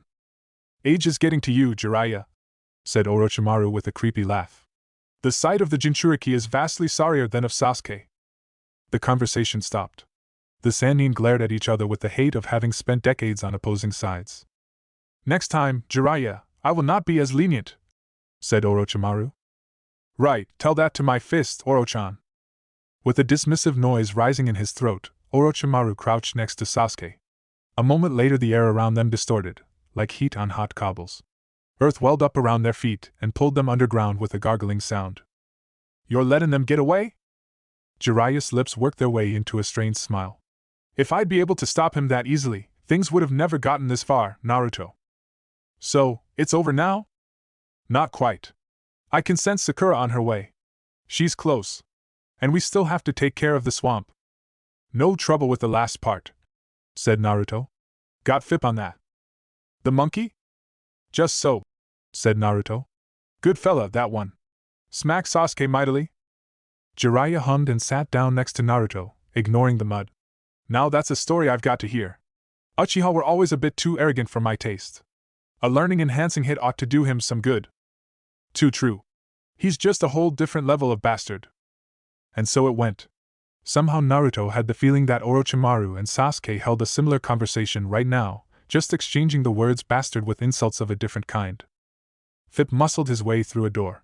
This was meant literally, as in his muscles expanded and shoved open the thick piece of metal standing between him and the chakra dispenser in a forceful fashion. The swamp generator hummed. Light flickered. Garish and bright. Too bright. Fip neared the machine with various knobs and levers and a big, red button. A signal color, attracting his attention immediately. Fip had only been among self-aware beings for a short while, but already he had an instinctual response to such a red button that went somewhat like this. Do not touch it. Put another way, do touch if you wish to die.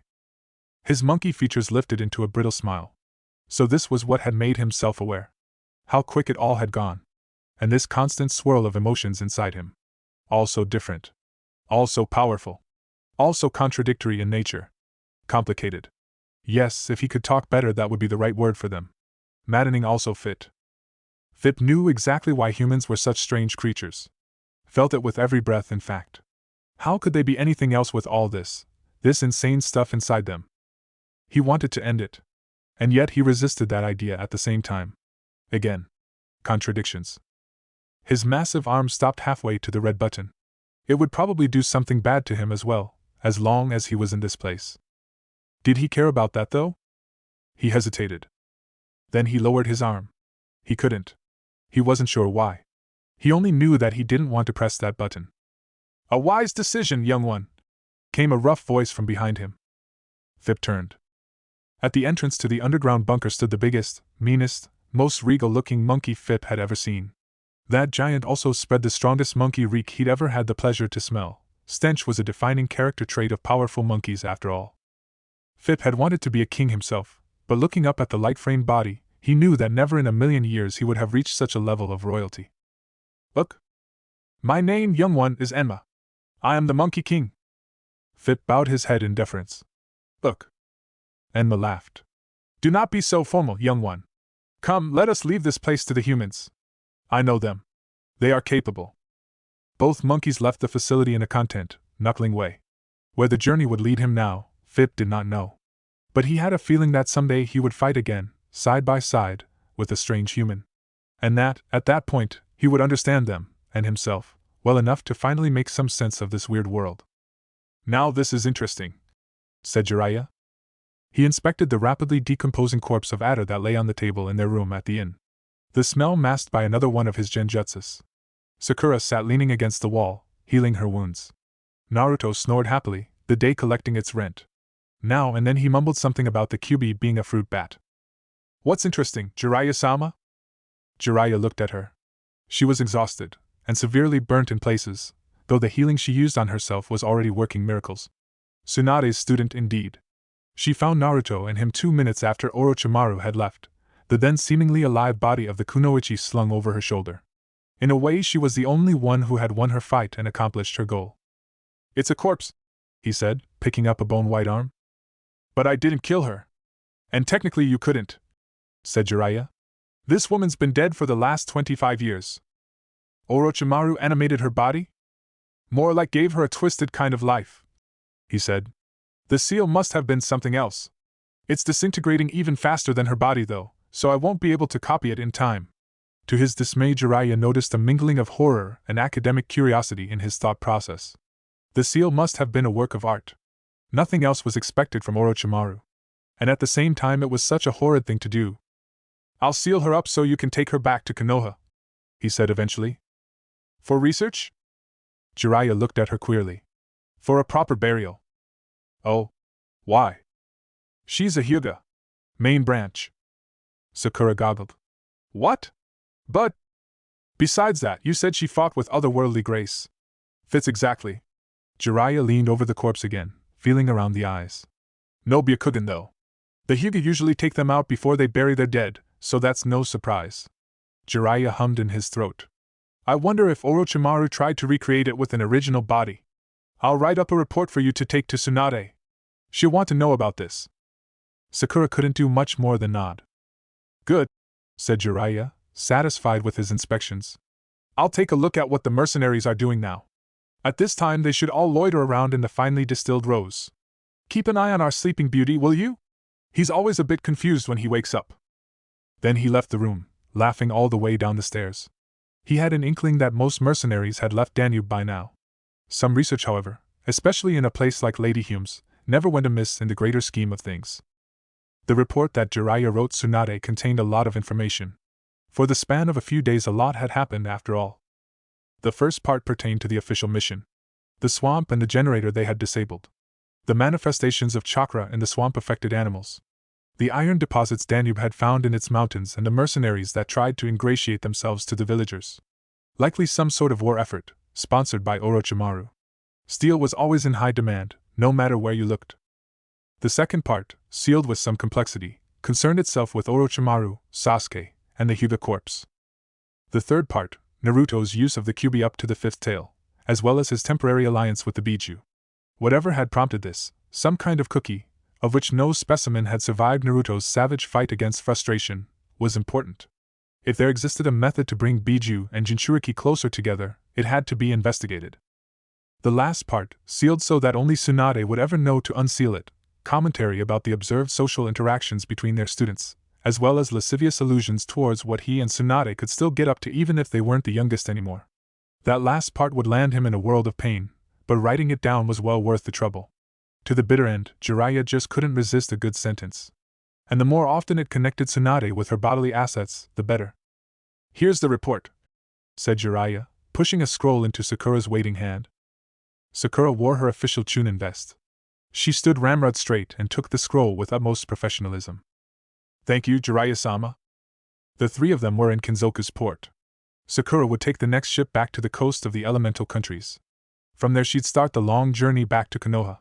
One of Jiraiya's toads would accompany her, to make sure she had some help if she ran into trouble on the way. Personally, he'd take Naruto to the beach some miles south of Kinzoku. There they'd have a grand time with cool drinks, training, a lot of sun, and the waves splashing about their ankles while they laughed about silly things and contemplated life. Man stuff. That's what they do. Man stuff. Some fishing. Some fighting. Now that Naruto was inducted, also a whole lot of boozing. So, said Naruto, standing close to Sakura. That's it, I suppose? Seems like it, she said. She smiled at him. But it's not too long now, is it? Jiraiya-sama said you'll come back to Konoha soon. And then we can set out to get Sasuke from that damn snake. Before his body's taken over. Naruto nodded. That's about it, I say. Though I don't think he's going to give Orochimaru many openings when the time comes. Sakura blinked. How do you mean? S.A. gut feeling is all, said Naruto, grinning. That bastard isn't going down without one hell of a fight. Sakura nodded. Then she stepped forward, threw her arms around Naruto, and gave him a quick but hearty hug. Naruto felt a nervous twitch in his stomach. Then he leaned in, thinking, nope, things went like they went, Uzumaki. Just take it from here. We'll make a big party when you're back in Konoha, she said, taking a step back. For sure, he said. A moment later a horn sounded. Some sailor had blown it from the top mast of a large ship. That's my call, she said. Good journey, Jiraiya said. And do send Tsunadeheim my warmest regards, he added with a lecherous smile. Sakura narrowed her eyes, then sighed. I will. A last time Sakura waved at them, then she vanished onto the ship. Jiraiya and Naruto kept staring at it until it left the harbor and set sails. You didn't tell her about Sasuke?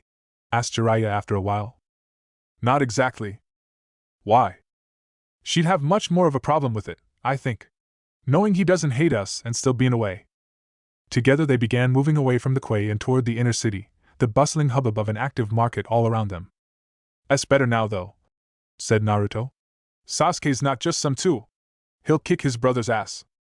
"I hope so. You shouldn't underestimate Orochimaru, though." "Yeah, I know," said Naruto. He stopped in the middle of the street. For a moment Jiraiya was surprised by the way his eyes flashed with seriousness. "I want you to train me for real, old pervert," Naruto went on. "I know we've been doing training. But it's not enough, is it? And I know you've got lots more." Jiraiya raised an eyebrow. "Hurry much? I thought you're more confident in Sasuke now." "Pff. He's not a tool, but he's stupid if he thinks I'll let him handle the snake on his own. Just need to be stronger, is all. Despite what he told you." Naruto let out a short laugh. "He can tell me much if the day's long, doesn't make it right though. He's just, what's the word, sociably challenged." "Right." Jiraiya didn't correct him. He did, however, adjust his own plans as they walked down the street. Maybe man stuff had to wait. Or if not wait, then at least change place from Kinzoku to somewhere else. He looked at the pleasant morning sun. Well, perhaps 1 or 2 days of vacation at the beach. And then he tried to remember if they could actually go fishing on Mount Myoboku. "I wonder what happened to Fip," said Naruto. "I hope he's alright." "Don't worry," said Jiraiya. "I've a feeling that he's having quite some interesting experiences right about now. By the way, anything new from the Kyuubi?" "Same old," Naruto said, shrugging. "It's mighty pissed. Almost bit my head off. Talking about Uchiha here and there, and mind control and stuff like that. If you asked me, that's all just conspiracy stuff, but what can you do?" "Indeed. What could you do?"